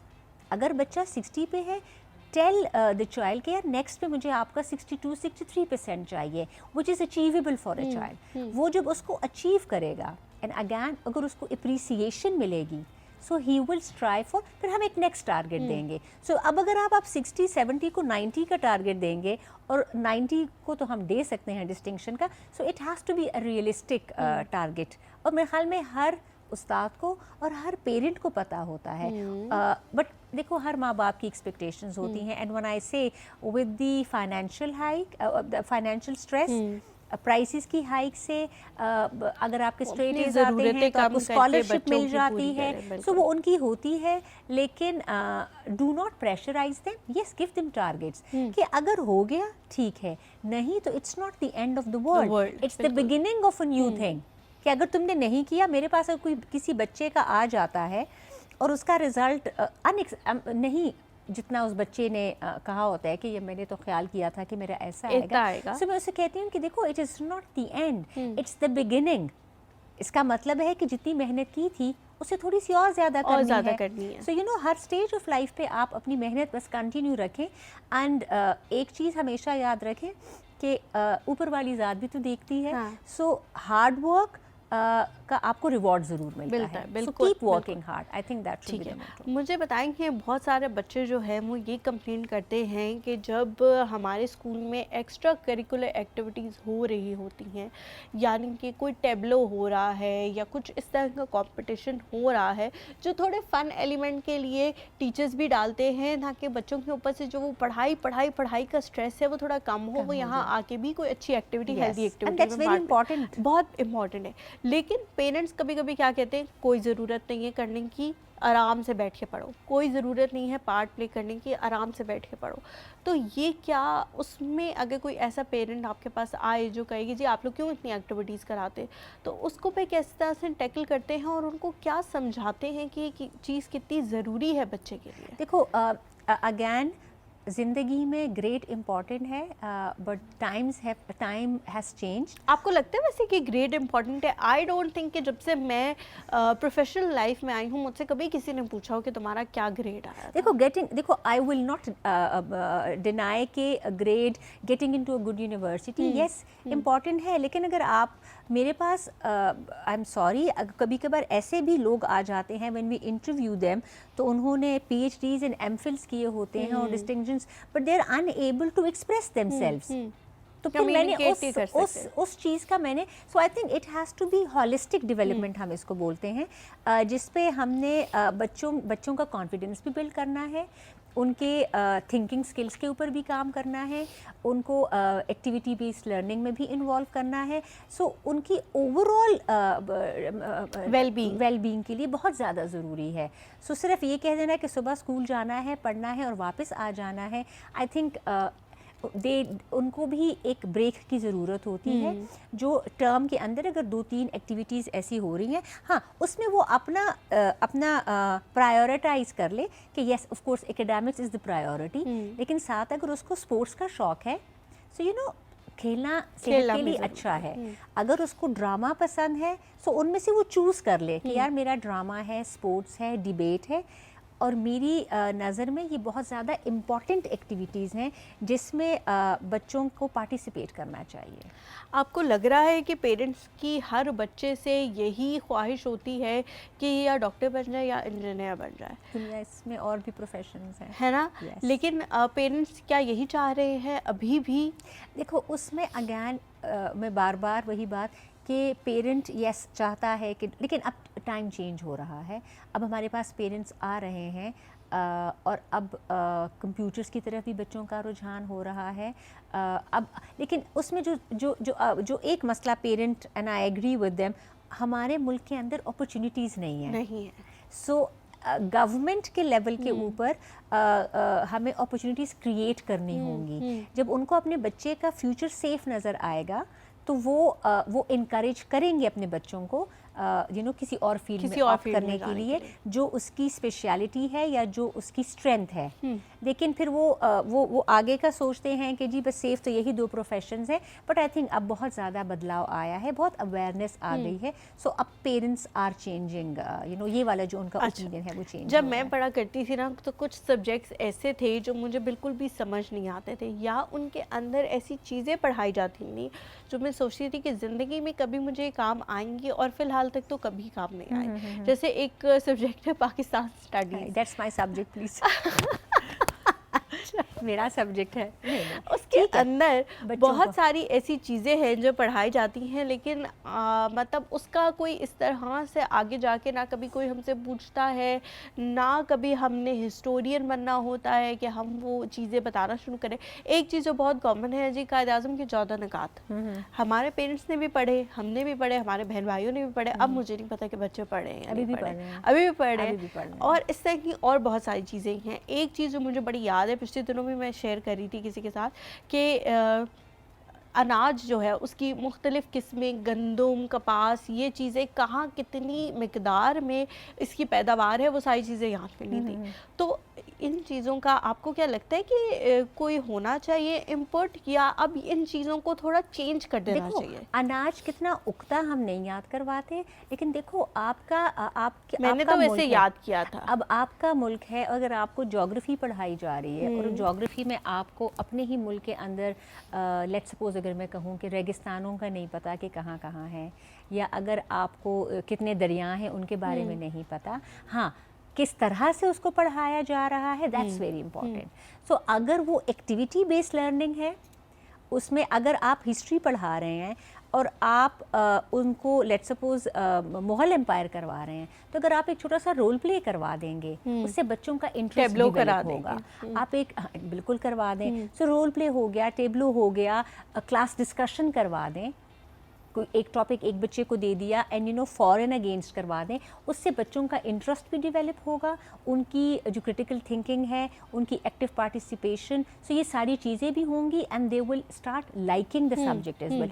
It's just how you teach them, ठीक है ना। वो आप ग्रेविटी पढ़ा रहे हैं, ठीक है, साइंस में, और आप क्लास में आ गए और आपने शुरू कर लिया, अगर आप बच्चों से पूछें what do they know about gravity, फिर आपके उसी क्लासरूम के अंदर चीज़ें होंगी और आप उनसे कहें इसी नॉलेज को अप्लाई करो, आपकी टेबल पे चीज़ है वो गिरा कर देखेंगे, तो क्या वो इंजॉय नहीं करेंगे? वो इंजॉय करेंगे उस। हाँ। सो इट्स हमारी टीचिंग मेथडोलॉजीज जो है ना, उनको थोड़ा बेहतर वो हैंड्स ऑन एक्टिविटीज़ इसमें होना बहुत ज़रूरी है।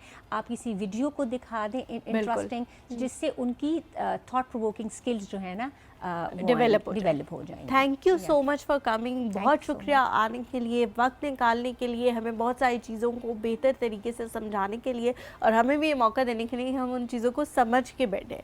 और बहुत सारे जो लोग होते हैं ना, वो आपकी ज़िंदगी में बहुत ऐसा पार्ट प्ले करते हैं जो आप कभी जब बड़े हो जाते हैं तो आपको याद आता है। मुझे लगता है जैसे कि जो आपके प्राइमरी क्लास के टीचर्स होते हैं ना, वो आपको हमेशा याद रहते हैं, क्योंकि उन्होंने एक बड़ा पार्ट प्ले किया होता है आपकी ज़िंदगी में। उन लोगों को भी दुआओं में याद रखें। पता नहीं है अब वो कहाँ हो, कभी आपकी उनके साथ मुलाकात हो या ना हो, मुझे मेरी पूरी टीम को दुआओं में याद रखें। अपने वालिदैन का बहुत ज़्यादा ख्याल रखें। इंशाल्लाह आप लोगों से मुलाकात होगी कल। अल्लाह हाफ़िज़।